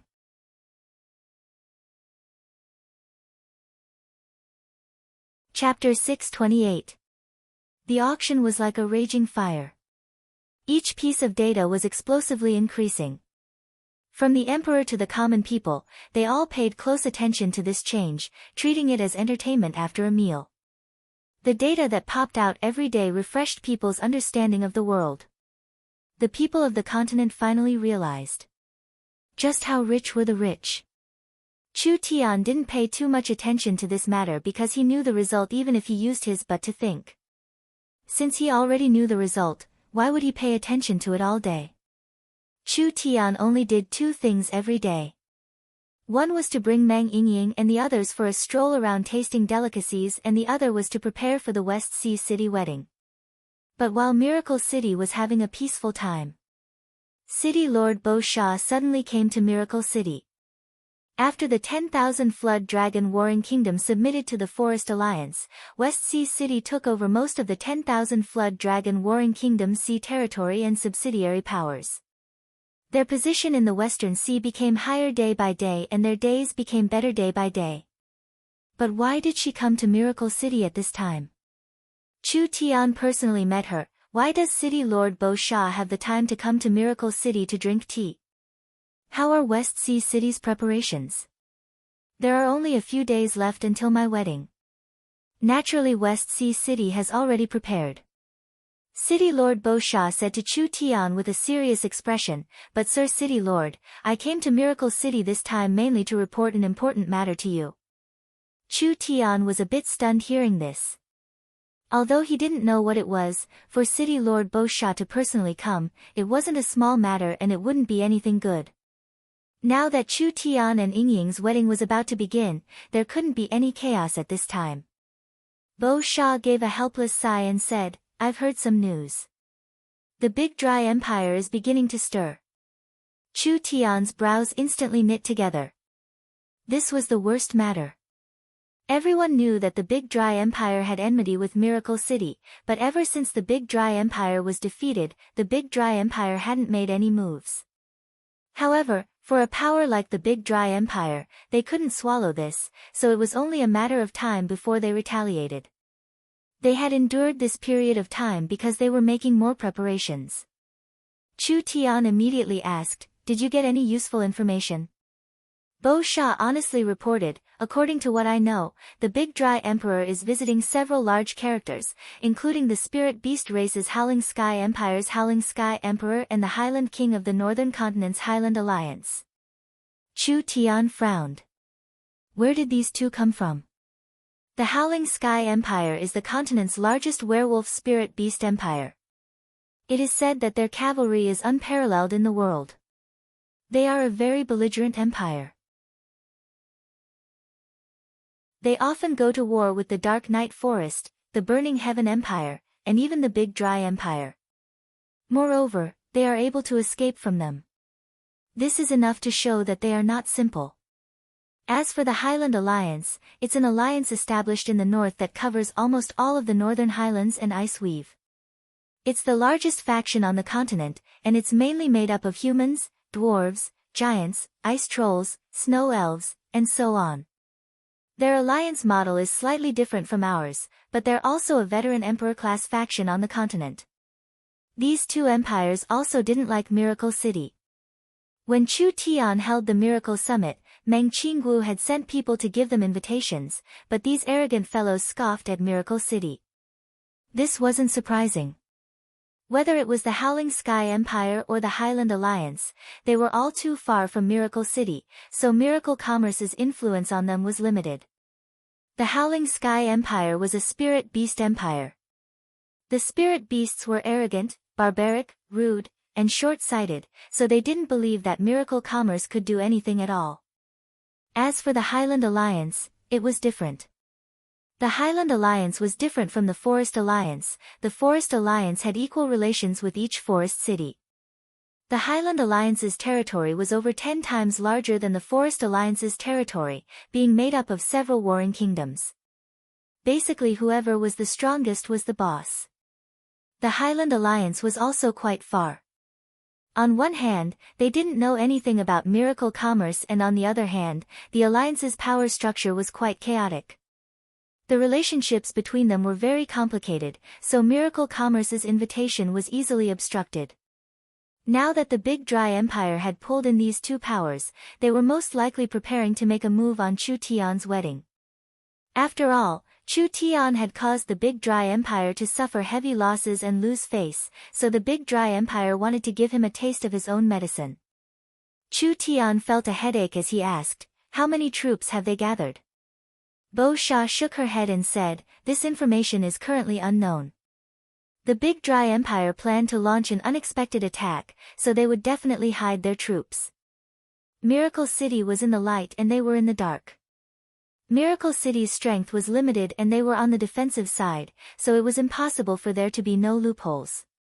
How could they block the attack of the three powers? This news came too suddenly. There were only a few days left until the wedding. Chu Tian felt this matter was very important, so he called Meng Qinggu over to discuss it. Meng Qinggu never thought that the Big Dry Empire would make a move at this time. She thought about it for a bit before saying, "We have to use Miracle City's resources to investigate the situation. At the very least, we need to know how many people they are sending, what kind of troops they are sending, and where they are preparing to attack from. Only like this can we prepare against them."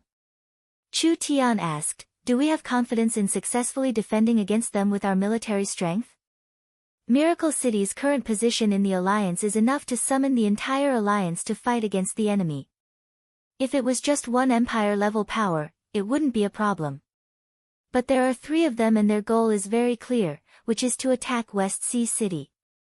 Even in a one-on-one situation, we can't guarantee West Sea City's safety. West Sea City's current defenses definitely couldn't compare to Miracle City's. After all, Miracle City had a powerful weapon and shield system, as well as the ancient Tree of Life and the Treants as additional defenses. It would be very difficult for Miracle City to attack the three powers, not to mention the clearly weaker West Sea City. The most important thing was, this was not an offensive or defensive battle. When the West Sea City wedding was halfway through, the Big Dry Empire's army would suddenly attack. Whether they could defend West Sea City or not, the wedding that Miracle City had planned for a long time couldn't continue. Meng Qinggu suggested, "Our strength has grown, but we are far from being strong enough to deal with several empire-level powers. We can only ask for help from the other empires." This was a very troublesome matter. Out of the six powers, the only one that had a good relationship with Miracle City was the Dark Night Forest, and this was because the Dark Night Forest's moon god's palace was controlled by Chu Tian. As for the other powers, it was hard to guess. It would be good if they didn't hit them while they were down. Would they help them? We have common interests and they are counting on Miracle City to earn large amounts of money. I think there's no problem, I'll personally try. Meng Qinggu knew the situation was urgent, so she had to act as a mediator.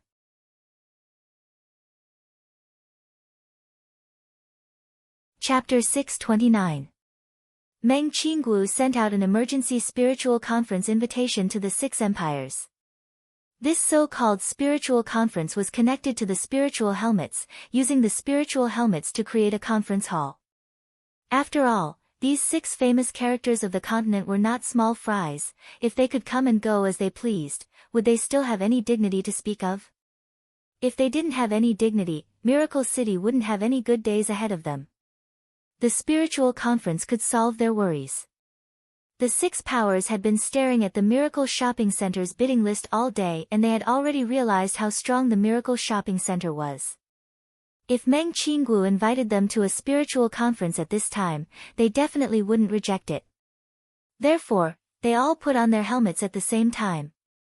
The Burning Heaven Emperor broke out in laughter when he came in. The Miracle Shopping Center's ability to make money really makes people jealous.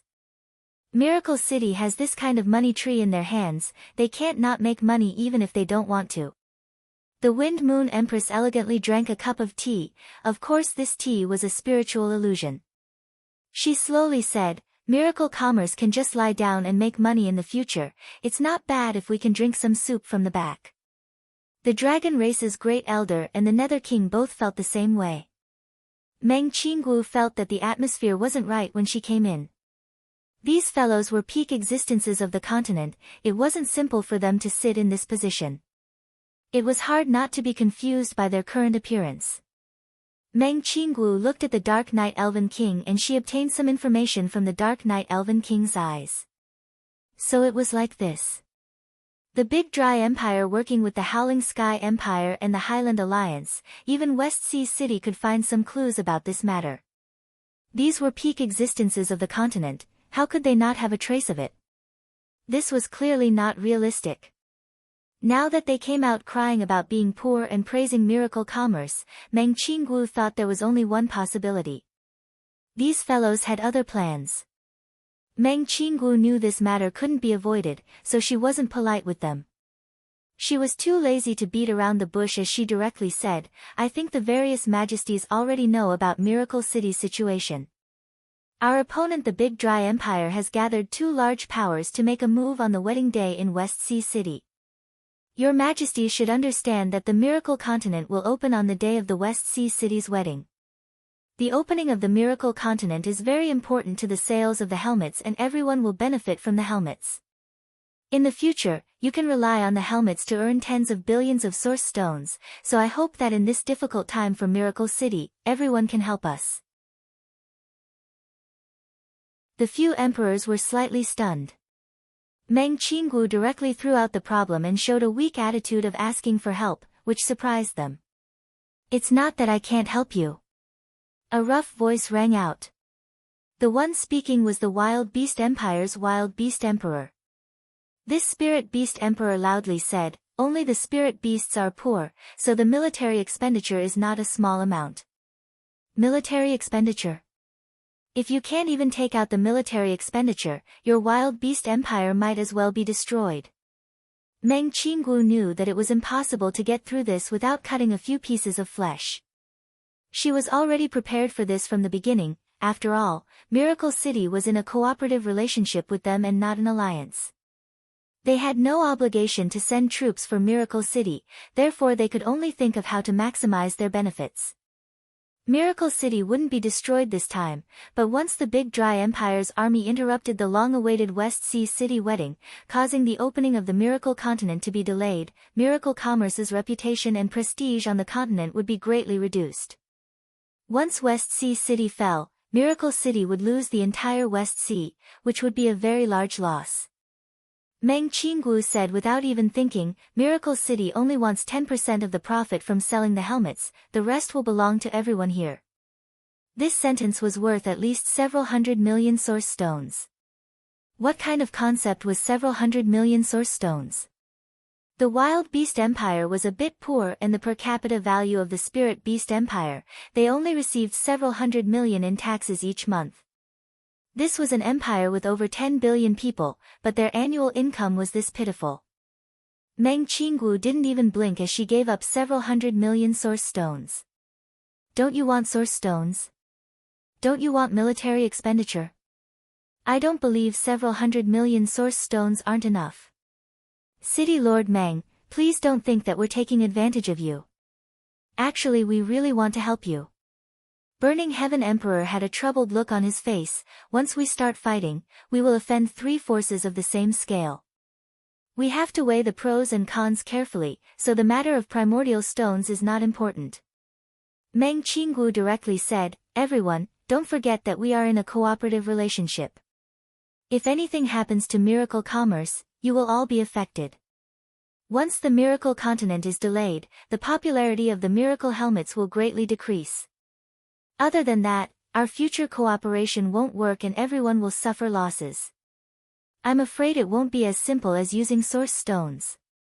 The Burning Heaven Emperor shook his head and said, City Lord Meng's words are reasonable, but just based on this agreement, it's a bit hard for us to make this decision. Meng Qinggu asked, what does everyone want? At this time, the Wild Beast Empire's Wild Beast Emperor was like a hungry wolf that smelled blood. He immediately stood up and said with glowing eyes, how about this, you give us a bit of the Miracle Commerce Center's shares and we'll be partners. We'll all be one family in the future, so we can help each other out. He actually wanted the Miracle Commerce Center's shares. This Miracle Commerce Center was one of Miracle Commerce's most important income channels, and it was the platform that Miracle Commerce had been laying out the longest. It couldn't be calculated now, but it could create infinite value in the future. Right now the Miracle Commerce Center was 100% controlled by the Miracle Commerce Group. Even if it was just a bit of shares, it would be like cutting a piece of meat for the Miracle Commerce people. The Wild Beast Emperor was really crazy poor. He actually had this kind of idea. Meng Qinggu knit her brows and firmly said, the Miracle Commerce Center is the foundation of the future. Don't you think the Wild Beast Emperor's request is a bit excessive? The Dragon Race's Great Elder couldn't help saying, the Miracle Commerce Center's value is hard to calculate, but because this platform has too much potential, if Miracle Commerce monopolizes the continent in the future, wouldn't we really have to beg for food behind Miracle Commerce's back? Even from a strategic point of view, Miracle Commerce shouldn't completely control the Miracle Commerce Center. This will only make the other powers of the continent feel fear towards you and Miracle City. These words were more reasonable than the Wild Beast Emperor's.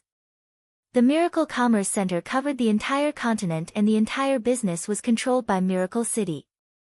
If there was a conflict with Miracle City, would just a single Miracle Commerce Center be enough to kill them? This kind of situation where those who complied would prosper and those who disobeyed would perish was not something any ruler wanted to see. Meng Qinggu didn't give an inch as she bargained, other than giving us 10% of the profits from the Miracle Helmets. Miracle City and Miracle Commerce can stop producing helmets in the future and let you enjoy all the profits from the Miracle Helmets. This was another large piece of the cake being cut out. Miracle Commerce wouldn't make their own helmets in the future, which meant that Miracle Commerce would have to research and develop their helmets. This job would be given to the 6 powers, which would allow the 6 powers to earn a large sum of money in the future. The Wind Moon Empress couldn't help saying, we can develop to this day because of the thousands of years of our ancestors' capital. Even if we are poor, we have at least 100 billion source stones in reserve. We want peace of mind, and you have to know that it is hard to fight for a country and even harder to defend it. The previous emperor's foundation can't go downhill in our hands. The Nether King didn't say a word. But this was the basic meaning. This argument went back and forth for over an hour. The emperors seemed like they had eaten Miracle City up. They knew that Miracle City didn't have time to think at all because the West Sea City wedding was in a few days. How could they have time to slowly negotiate? This situation was too pressing. Meng Qinggu never thought these fellows would be so shrewd. No matter how they argued, they were all watertight. Meng Qinggu even vaguely realized that this slaughter was premeditated. They might have already known that the Big Dry Empire was contacting the other two empire powers, and they might have already known when they would make a move. They might even have deliberately leaked the news of West Sea City. The most important thing was, it wasn't hard for the emperors to investigate Miracle Commerce's mission. This wedding involved Meng Yingying and Chu Tian, both of them were the most important people to Meng Qinggu. Everyone had a weakness, even a smart person like Meng Qinggu was no exception. So as long as they grasped this point, they were confident they could make a large profit. Meng Qinggu realized that she was in a passive position. She also realized how important strength was. If Miracle Commerce was strong enough, why would they waste their breath on them? Investing a large amount in military construction was correct, but now it seemed like it wasn't big enough, they needed to increase it. Meng Qinggu wasted 2 hours. She didn't want to waste time, so she threw out her final bottom line, other than the 10% profit from the helmet sales and the promise that Miracle Commerce won't make any more helmets. I can give you the rights to operate the Miracle Commerce centers in your area, allowing you to personally manage the Miracle Commerce centers and the local trading network. Miracle Commerce won't interfere, and you just need to give Miracle Commerce a commission based on your actual income each year. The Wild Beast Emperor was a bit unhappy. We still need to pay. Your Majesties, this is Miracle Commerce's final bottom line. Meng Qinggu's expression was very serious. Like this, since the Miracle Commerce centers are in your hands, your so-called worries don't exist. If your Majesties still can't accept this, please forgive Meng Qinggu for not being able to continue this discussion. Meng Qinggu said this and gave the Night Elven King a look. The Night Elven King Eunice gave 2 soft coughs before saying, "Everyone take a step back, this result is good for us." "I don't care what you think," the Dark Knight Forest agrees. West Sea City was very important to Miracle City. But it wasn't to the point where they couldn't live after losing it. Meng Qinggu wasn't joking, this really was her final bottom line. Actually, if it wasn't for the wedding being with Chu Tian and her beloved little sister, she wouldn't have made this many concessions with her personality. The others all looked at each other. It was about time. This cooperation with Miracle City would continue for a long time.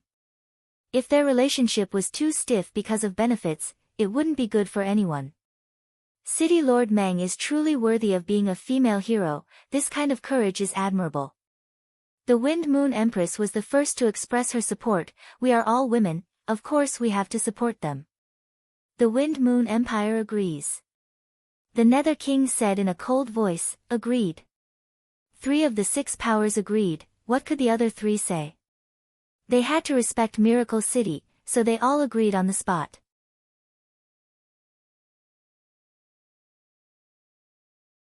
Chapter 630. The matter of Meng Qinggu being ruthlessly swindled in the negotiations made Meng Yingying so angry that she almost jumped through the roof. How could these fellows be this excessive? This was simply bullying people. This was clearly throwing stones at someone while they were down. This was clearly profiteering from someone else's misfortune. Ever since these people worked with Miracle Commerce, when had Miracle Commerce mistreated them? They built transport towers for them, built warehouses for them, and gave them communication devices, as well as many things that didn't earn them source stones. Now that Miracle Commerce was in trouble, not only did they not help them, they even demanded sky-high prices. "Young Miss, Yingying, are you here?" Chu Tian was holding a bouquet of flowers as he gracefully appeared at the door. He saw that the 2 sisters' expressions weren't right and immediately walked over with a smile. He casually picked the flowers from the Miracle Gardens and placed them in a vase. "What's wrong with you 2 sisters today? Why do you look so unhappy? Is there something you're unhappy about?" Meng Yingying pulled them over. "Elder sister has been bullied by others because of us." Chu Tian was a bit stunned. "Bullied?" Meng Yingying waved her hands as she explained the matter. "Do you think it's infuriating?" Chu Tian knit his brows when he heard this. Something like this actually happened? Then we'll give them a lesson. Come, we'll go find them and argue with them. Meng Yingying had a suspicious expression. Is there any use in arguing? Chu Tian changed his words and said, then we'll fight them. Meng Yingying looked at him with wide eyes. Are you crazy? They are all empires. Chu Tian had an indignant look on his face. We can't argue and we can't fight, so what should we do? I'll have to help you vent your anger. Let me think about it. Meng Yingying felt a little guilty. She was afraid that Chu Tian would do something shocking again. It's never too late for a gentleman to take revenge. Anyway, we've already suffered a loss, so we should just endure it. Let them come and save us first. When we become stronger in the future, we'll teach them a harsh lesson. Chu Tian knew that Meng Yingying would have such an attitude and reaction.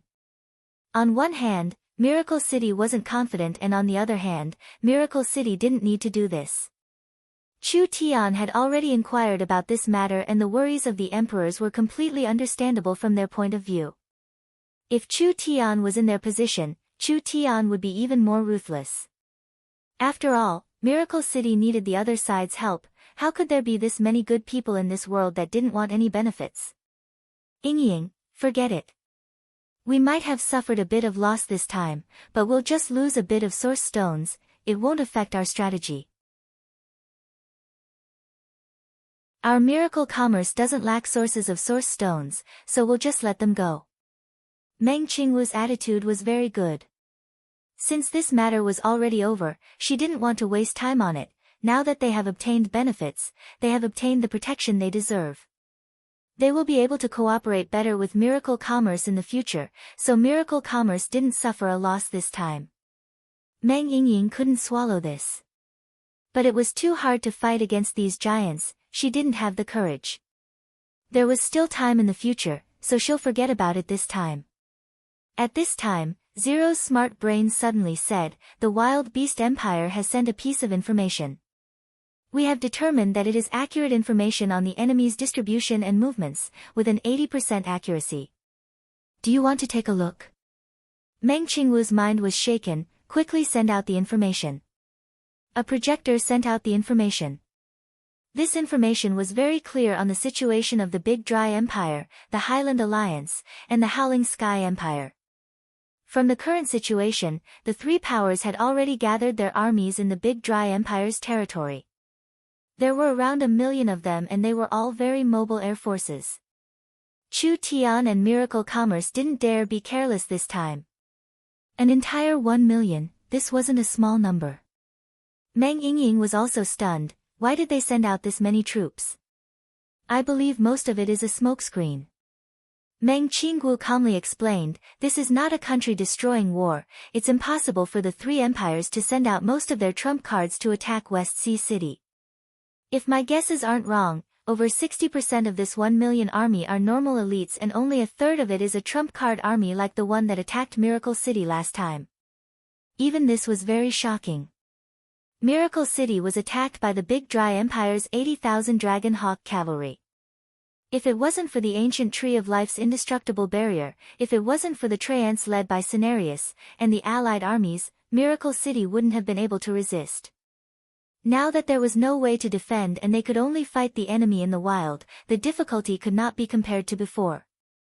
Since the information was already in their hands, Meng Qingwu quickly summoned the leaders of the 6 alliances. She held an emergency meeting and explained the situation. The Big Dry Empire has come with bad intentions this time. They will definitely cause trouble for us on the alliance's most important day. West Sea City can't be lost. We can't even suffer any attacks to avoid causing chaos and panic. Our mission this time is very difficult, which is to keep the enemy outside the Forest of Chaos. The Dragon Lord said with knit brows, even if we defend the city, it's not easy to stop them, not to mention outside the borders. There is a large gap between our battle strength and the Empire groups. I have already negotiated with the 6 allied empires. They will support us in this battle. Even if we have the support of the 6 empires, there isn't enough time. Lancelot said, West Sea City's wedding will be held in a few days. Even if the 6 empires gather their troops as fast as possible, it will be hard to make it in time. Not to mention that our Forest of Chaos is far from them. The transport towers can't transport that many people at all. Meng Qingwu answered this question. Actually, it's very simple. The space gate has already been prepared, the 6 empires only need to gather at the nearest location.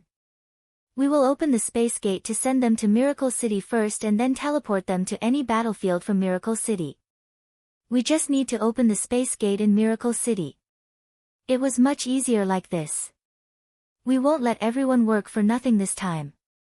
Meng Qinggu threw out another good news. From today on, Miracle City will no longer produce the miracle helmets, but we will give the helmet factory and related technology to everyone here as a reward for your help this time.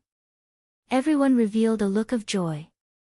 This miracle helmet was a very large market, and if they could get a piece of it, it would be a large amount of income. Meng Qinggu really had a way.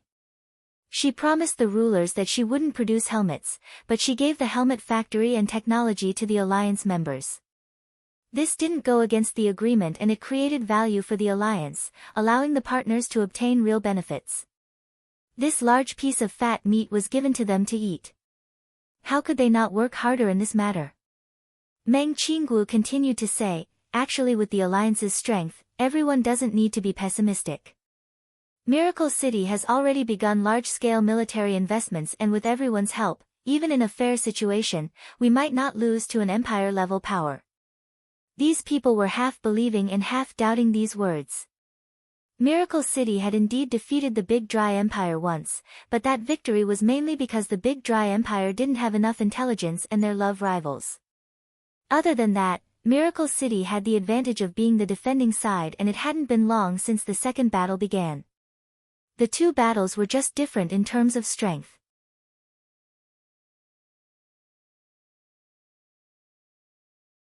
Chapter 631.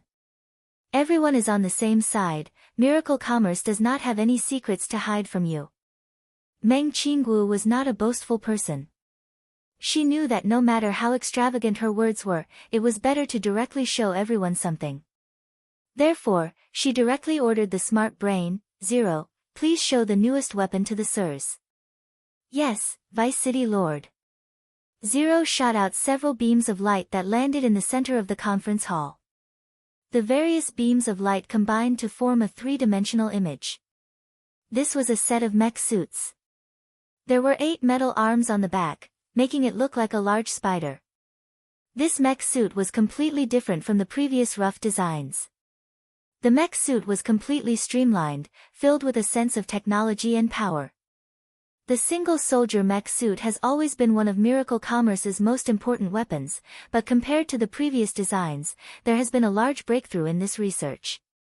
Zero immediately began to explain and the image began to change. This single-soldier spider mech suit uses the moon's high energy source, so its energy intensity is several times that of the past. Other than that, it has 2 layers of shields that can block a true spirit expert's attack 6-8 times. It is equipped with 8 attack systems and also has a battle support system. Other than that, the main body of the mech suit is made of liquid metal, so it can change its size according to the wearer's body. Meng Qinggu added, we have already produced 100,000 spider mech suits and they have already been equipped in Miracle City's strongest army. I believe that this mech suit army will become the mainstay of the battlefield. After Zero finished introducing the mech suit, he released several more beams of light. This time it was a puppet made entirely of metal. This puppet was very strange. Not only did it have human limbs, it also had a strange triangular wing on its back, so it should have the ability to fly. This is Miracle Commerce's newest winged battle robot. It also uses the moon's crystal oil as an energy source. It can adapt to all kinds of battles on land, sea, and air. This is a battle weapon made purely for the battlefield. It is a battle puppet without any intelligence. It has absolute obedience, absolute execution, absolute efficiency, and absolute precision. It can be directly controlled by a smart brain, with a total of 10 attack systems and weapons that can adapt to all kinds of battlefield environments. Meng Qinggu then added, Miracle City has already produced 50,000 of these winged battle robots. Their appearance will definitely be the enemy's nightmare. The 6 magnates were shocked when they heard this. Miracle City's new weapons used the special crystal oil energy extracted from the moon, so the strength of these weapons was several times stronger than before. Therefore, The power of the weapons and the defense of the shields were also several times stronger. This was a qualitative leap. The development of the moon had a large effect on Miracle City. Just the 100,000 mecha troopers and 50,000 mechanical soldiers would be a force to reckon with. With the help of the experts from a few major organizations, it would be enough to contend with an empire-level organization's army. Miracle City still had powerful warships. If they could send out several warships and several hundred Black Thunder fighters, they could even fight one or two of them. As everyone can see, Miracle City's equipment has been upgraded and the abilities of our fighter jets and battleships have been greatly increased.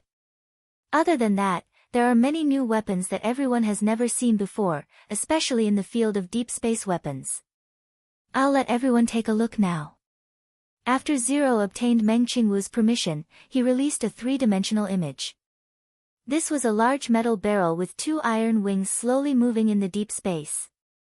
Actually, if one looked carefully, they would find that it wasn't a metal barrel at all, but rather a very large cannon.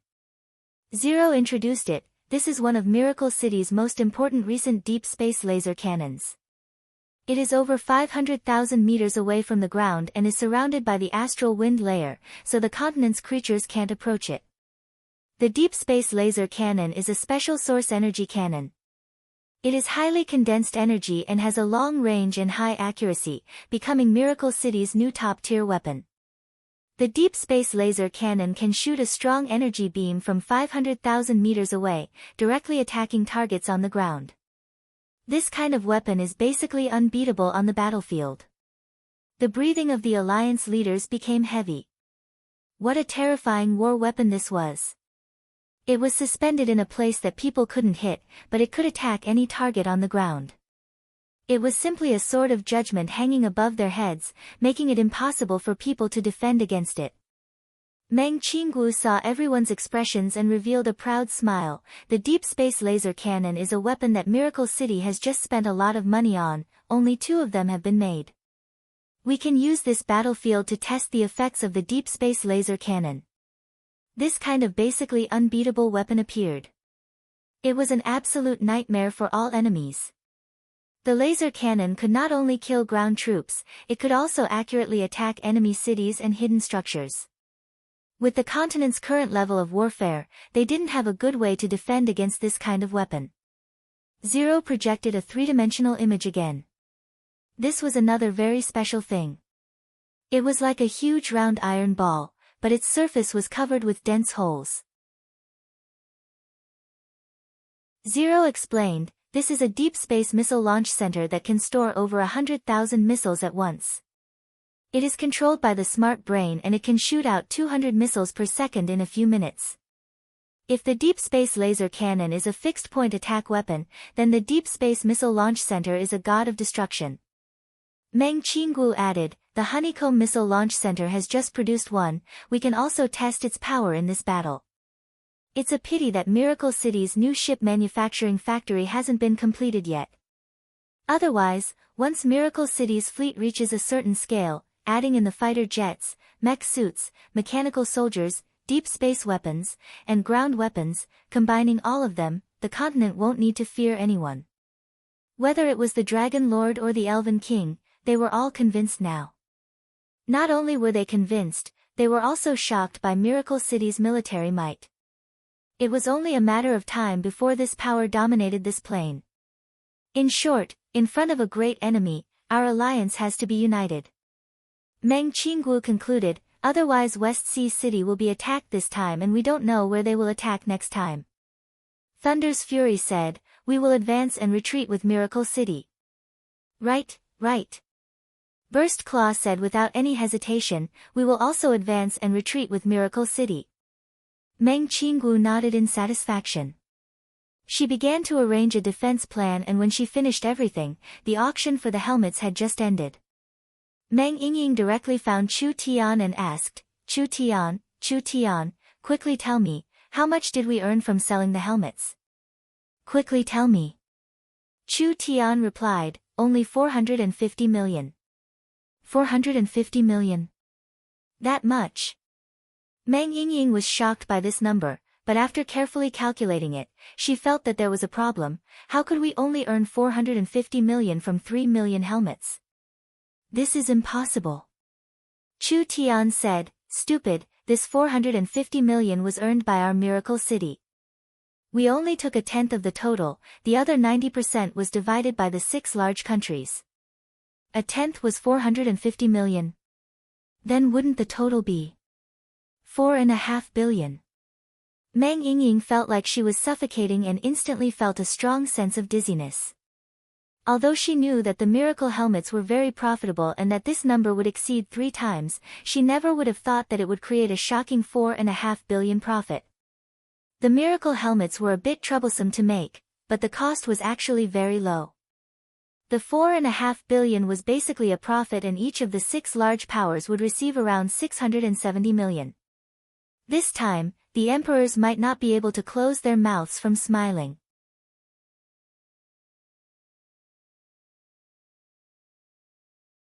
Chapter 632. The 6 empire-level powers became the biggest winners in this matter. In this money-making operation, just by relying on Miracle City's hype, they instantly made 600-700 million source stones. To a poor country like the Wild Beast Empire, this was equivalent to a month's worth of tax. When Miracle City was in danger, they took advantage of the situation to obtain all kinds of benefits and protection. Perhaps this value wasn't shown yet, but looking at the future, it would be calculated in the tens of billions of source stones. Miracle City was this sincere. The 6 powers naturally couldn't just stand by and watch. The most important thing was that the helmets had been sold, but the source stones were still being withheld by Miracle City. They said that the system was busy right now, so they had to wait until after the West Sea City wedding to slowly give it to everyone. Who didn't know what Meng Qinggu was thinking? The empires couldn't let anything go wrong with the West Sea City wedding because of the 600-700 million source stones. Otherwise, who knew if Miracle City would find a reason to hold it for a longer time? The 6 powers all took action. The Dark Night Forest sent out 40,000 unicorn sacred beasts. The Heaven-Burning Empire sent out 40,000 Flame Hawk Knights. The Wind Moon Empire sent out 40,000 sacred Sky Horse Knights. The Wild Beast Empire sent out 40,000 twin-legged dragon knights. The Dragon Territory sent out 20,000 dragons, and the Netherworld Sea sent out 20,000 soul-devouring beasts. These armies were the trump card armies of the various powers. Although there weren't many of them, their quality was very high. Compared to the Big Dry Empire's 3 trump card armies, they were stronger and not weaker. Among them, the Wind Moon Empire, Wild Beast Empire, and Burning Heaven Empire all sent out their trump card elites. The Flame Hawk Knights were the direct subordinates of the Burning Heaven Emperor, the Wind Moon Sacred Sky Horse Knights were a famous super-strong army on the continent, and the Wild Beast Empire's twin-legged dragons were a super-strong army trained by the Wild Beast Empire's many battles. The Night Elves didn't directly send out their clansmen, the entire army was made up of demon beasts. The unicorn sacred beasts were stronger than normal unicorns, they grew up bathing in the Dark Night Forest's moon essence and being baptized by elven priests. They were brave and had a high intelligence, could fly, and could heal themselves or heal the enemy. The Dragon Territory directly sent out 20,000 dragons. These dragons were existences close to the Heaven Domain realm, and even if these 20,000 dragons were weak, they were still stronger than the trump card armies of an empire. The Nether Sea soul-devouring beast was a high-level undead monster refined by a necromancer. It had all kinds of unimaginable abilities and was enough to strike fear into the hearts of people on the battlefield. There were 200,000 reinforcements from the 6 nations. Although there weren't many of them, their combat strength was terrifying. No matter how strong the Big Dry Empire's army was, if they met this army, they would have to properly consider it. The only problem now was that it was too late for the armies of the 6 powers to rush to the Forest of Chaos, and the transport towers couldn't support such a large-scale transport array. Therefore, the armies of the 6 countries gathered in the Wind Moon Empire in the center of the continent, but it would still take several days to complete. West Sea City's wedding was right in front of them. Every corner of the continent was busy preparing for the wedding. The helmet factories of the 6 great empires continued to produce helmets, and the helmets would eventually be sent to the helmets buyers in every corner of the world. If everything went according to plan, they would be able to distribute the 3 million helmets they owed before the wedding. The great Qian Empire's allied forces have begun to move. Meng Qinggu was sitting in the command center of Miracle Castle. When she learned of this news, Miracle City's powerful information system began to operate. Several dozen Heaven's Eye airships were monitoring the situation, so Miracle City could clearly see the big dry empire's every move. Miracle City had been patiently waiting. They were mainly afraid of a 1 in 10,000 chance of accidental injuries. What if, the big dry empire wasn't gathering their army to deal with the forest of chaos? Now that their army was moving at this critical moment, this meant that there was no 1 in 10,000 chance of a misunderstanding. Their sword was pointed at the Western Sea and their intentions were clear, so they didn't need to be merciful. The big dry empire's army knew that they couldn't escape surveillance at all, so instead of hiding, they might as well release their momentum. They swallowed the sky and earth, creating a large momentum, without any intention of hiding at all. This was an army of over 1 million. This scene that covered the sky and earth like it was coming from West Sea City shocked all the large and small kingdoms. Not to mention the hidden elite army of the empires, even the other armies were elites of the empires, it wasn't something a small or large kingdom could resist. With this speed, they would arrive in West Sea City in around 2 days. When will the reinforcements of the 6 countries arrive? Reporting to the city lord, it will take at least 3 days. Meng Qingwu's finger gently tapped the table as her eyes stared at the dense life signals on the 3-dimensional map made by Smart Brain. She quickly began to plan in her mind. 50,000 mech suits, 50,000 mechanical soldiers, 4 warships, 20 airships, 300 fighter jets, 2 deep space laser cannons, 1 deep space honeycomb missile center, and around 100,000 Alliance elite reinforcements. This was the total battle strength they had invested. It should be enough to deal with an empire's army, but if they wanted to hold back an army of 1 million and have a watertight defense, it would be a lot of pressure. Meng Qinggu said to Smart Brain after thinking about it, 0, analyze the enemy's life signals. 0 was Miracle City's central Smart Brain, it could operate at a speed of 100 billion times per second and its intelligence was the strongest of all the Smart Brains. 0 was connected to hundreds of secondary Smart Brains and these secondary Smart Brains were in charge of different areas, from the army, to production, to finance, to banks, to the army, to the city management, to transportation, and etc. After Meng Qinggu gave the order to 0, 0 sent the order to the surveillance AI. The surveillance AI contacted the Heaven's Eye airships that were hovering above the enemy and increased the intensity of the undead radar inside the Heaven's Eye airships to cover the entire army of the Qian Empire. This data was then fed back to the AI to create an image and then fed back to the dynamic 3-dimensional map. The dynamic map in the command room was changing, and the color of the life signal changed to indicate the strength of the enemy. The effect was clear at a glance. Just as expected, although the 3 empires had mobilized 1 million elite soldiers, only 1/3 of them could be considered top-notch trump cards. Which was around 300,000, the arrangement of this army was very interesting. There was a large light dot in the center with a dark dot in the middle, just like a long snake. Although it was a good ambush, it couldn't escape Miracle City's research. Smart Brain made a large number of marks on the dynamic map. Sir City Lord, we've analyzed the enemy's movements and strength distribution over the past 6 hours, analyzing the positions of the various command centers. An army of over 1 million was mainly composed of air units. If there wasn't a unified command, there was no way to transmit orders and the entire army wouldn't be able to move for long, not being able to fight at all. So, to deal with this kind of army, if they could destroy the various command centers, it would cause a large disturbance to the entire army. In this kind of situation, their battle strength would definitely be high. Meng Qinggu quickly deployed the alliance army. 0 suddenly said, Sir Vice City Lord, our army is still lacking a frontline commander. Meng Qinggu had already thought of this problem. Although Miracle City's army could be commanded from afar or by smart brain, there was not only Miracle City's direct army, there was also the Forest Alliance's allied army and the Six Empires' army. The frontline commander had to coordinate these different armies. Who should she send as the commander? Chu Tian came into the command hall at this time. Young miss, there's no need to worry, I'll be the commander. Stop messing around. Meng Qinggu glared at him. If you run to the front lines to fight, who will Ying marry? Isn't there still time? Chu Tian heroically said, I'll destroy the Three Empires' army and then go to West Sea City to get married. There's no conflict between the two.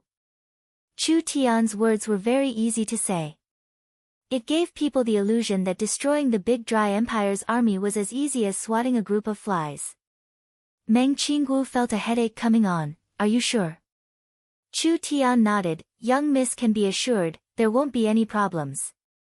Meng Qinggu gave a sigh. She indeed couldn't find a suitable person right now.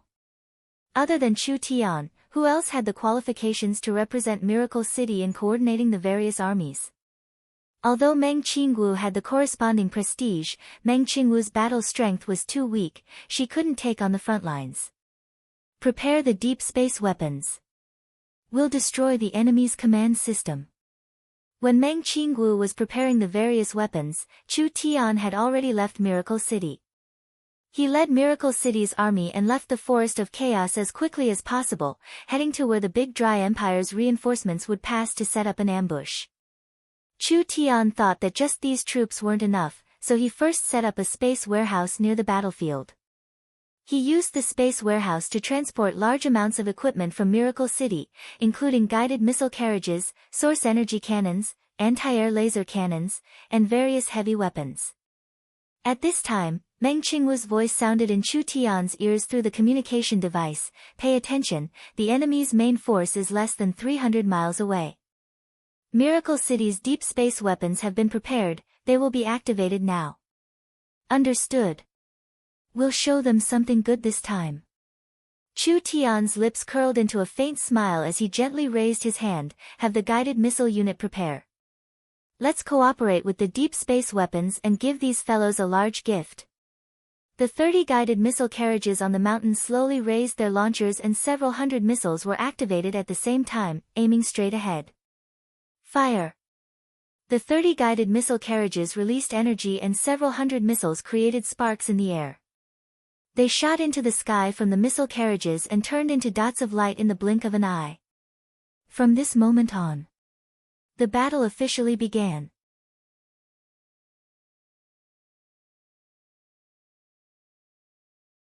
Chapter 633.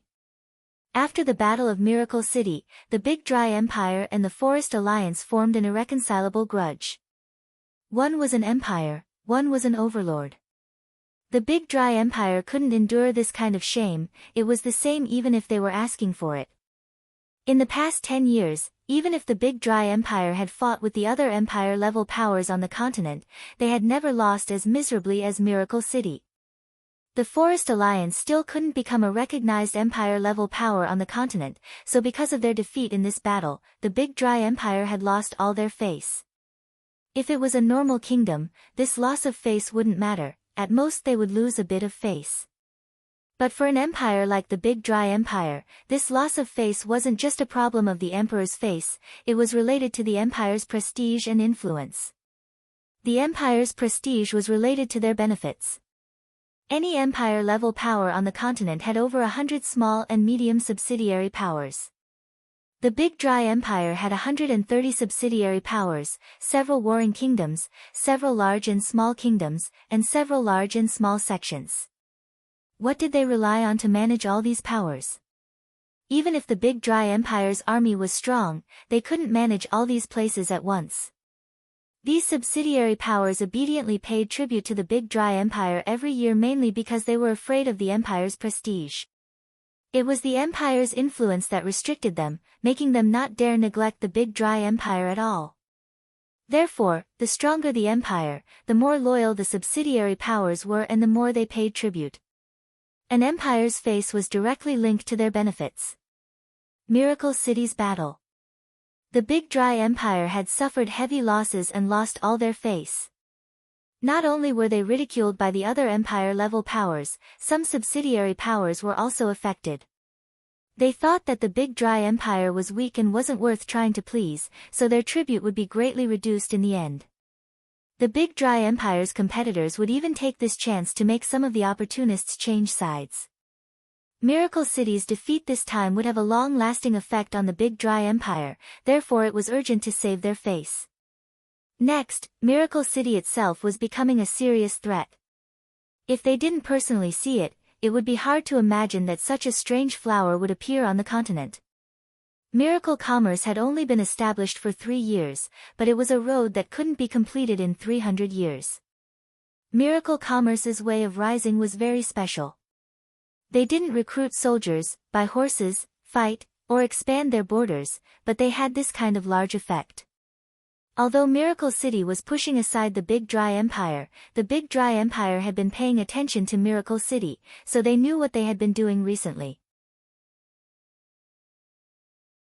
After the summit, Miracle City was getting closer to the 6 empire-level powers, which made the Big Dry Empire feel very uneasy. The rise of an empire-level power in the Forest of Chaos was only a matter of time. The most terrifying thing was not that there would be an empire power on the continent, rather it was that the Forest of Chaos had a very special position on the continent. It could become a link to other powers, finally forming a special alliance across the entire continent. If Miracle City really succeeded, the Big Dry Empire would find it hard to take a single step forward and there would even be the danger of being swallowed. It was time to break his spirit. They had to deal a heavy blow to Miracle City. The Great Qian Empire had paid a high price to invite the 2 factions to form an army of 1,000,000 soldiers. Among them, there were close to 700,000 regular soldiers and about 350,000 elite soldiers. The Great Qian Empire had sent 150,000 of them. This army's strength was enough to fight an empire. The Big Dry Emperor personally leading the army showed his determination to win. Miracle City's defenses in the Forest of Chaos weren't bad, but the Big Dry Emperor didn't believe West Sea City had this kind of defense. As long as they destroyed the Forest Alliance's West Sea City, it would be equivalent to cutting off the Forest Alliance's influence in the Western Sea. This would deal a heavy blow to the Forest Alliance and allow the Big Dry Empire to take back several Western Sea subsidiary powers. The Big Dry Empire's influence would expand to the Western Sea and they could station a large number of troops in West Sea City as a springboard, constantly eroding the Forest of Chaos. This way, they could slowly defeat Miracle City. Other than strategic considerations, Miracle City's city lord Chu Tian had chosen West Sea City to hold his wedding and the Miracle Continent would open on this day. The Big Dry Emperor chose Miracle City's most important day to deal a heavy blow to the Forest of Chaos. Your Majesty, the Big Dry Emperor. There are large flying objects in front of us. They are very fast, they should be Miracle City's guided missiles. When the Big Dry Emperor was commanding in the center, the messengers communicated with each other with their divine senses, quickly reporting the frontline situation to the Big Dry Emperor. Communication in this era wasn't very developed and it was normal for such a large-scale army to be separated by several dozen miles. It would be too slow to send orders with their mouths and it would be easy for the flags to be messed up. Therefore, the most advanced method of communication was divine sense. How many are there? There are around several hundred. Only several hundred. The Big Dry Emperor revealed a disdainful smile when he heard this. It seemed like Miracle City had already prepared a defensive line. They were trying to stop the Big Dry Empire's army from entering the Forest Alliance's territory, preventing Miracle City's most important day from being destroyed. The Big Dry Emperor wasn't worried about this at all, rather he fell into their trap. If Miracle City used the city as a defensive point, it would be a bit difficult for the army to fight. If they fought in the wilderness, no matter how strong Miracle City's army was, they wouldn't be able to stop this army. Even a true empire wouldn't be able to stop the Big Dry Empire's army, not to mention that Miracle City hadn't reached the standard of an empire, otherwise they wouldn't have cooperated with the 6 empires and made all kinds of concessions. Send down the order. The big dry emperor didn't even think before saying, "Open the frontline army's barrier, the frontline army will advance and directly attack the Forest Alliance." The big dry empire had been collecting information on Miracle City for research. Although there were many things about Miracle City that the big dry empire didn't understand, at least they wouldn't be completely blind like before. Regarding the guided missiles, the source energy cannons, and the laser cannons, the big dry empire had analyzed them and researched defensive measures. For example, Miracle City had the wall breaker missiles. According to the big dry empire's records, this kind of missile had appeared in the battle between the Forest Alliance and the Eagle Burial Kingdom. This kind of missile was specially used to counter barriers and could destroy large-scale barriers, therefore it was very dangerous in a battle between two armies. The big dry empire divided their armies into front, middle, back, left, and right in order to avoid suffering losses. Each army had their own large-scale barrier and each barrier had many layers, effectively blocking the effects of the wall breaker missiles. Other than that, the big dry empire knew that Miracle City had things like airships. This time the big dry empire sent out an elite army to defend the airships. They mainly appeared at the altitude of the airships and as long as they found a target, they would immediately destroy it. They wouldn't give them a chance to drop bombs or cannons. It was just several hundred guided missiles. This didn't count for anything to the big dry empire's army. This weak attack meant that the Forest Alliance's preparations were rushed, perhaps the front lines wouldn't be that strong. Miracle City used high-tech weapons as their main fighting force, but they were lacking in foundation.